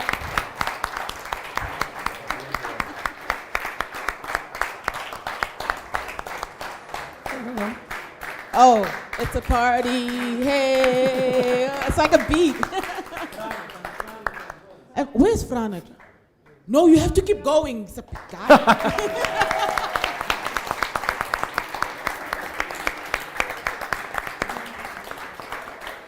This team of superheroes never stays home. Every week somewhere in the world doing something, launching something, convening and bringing people together.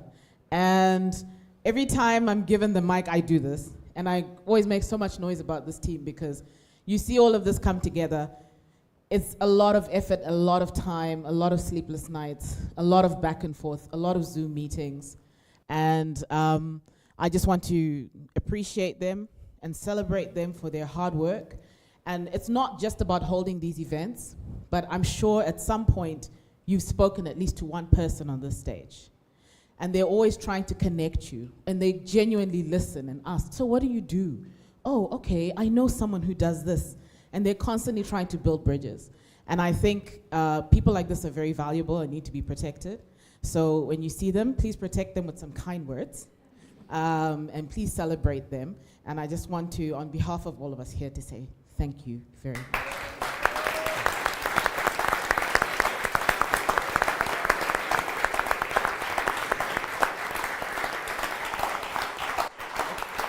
And DCN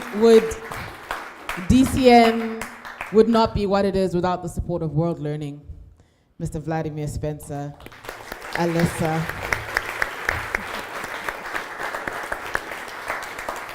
Alyssa Bauman in the back, who's just chilling. We all know Alyssa.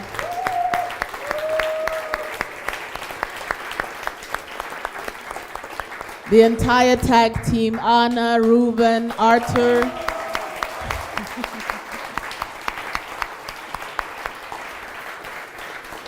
And of course, the bigger brother, the US Department of State. So shout out to Matt. I know it's not you. You're the spokesman for today, so I'm sorry, my guy. Like, this is where we are. So, you know, in my culture in Shona, we say, kusatenda uroi, which means to not say thank you is equivalent to witchcraft. Dramatic, I know. Oh, yeah. So, you know, I think it's very important to always have this process of saying thank you. And of course, the final huge thank you, and this one is like the biggest one. So I do expect an insane amount of noise to a point where they tell us it's time to go home, is you. So thank you to yourselves.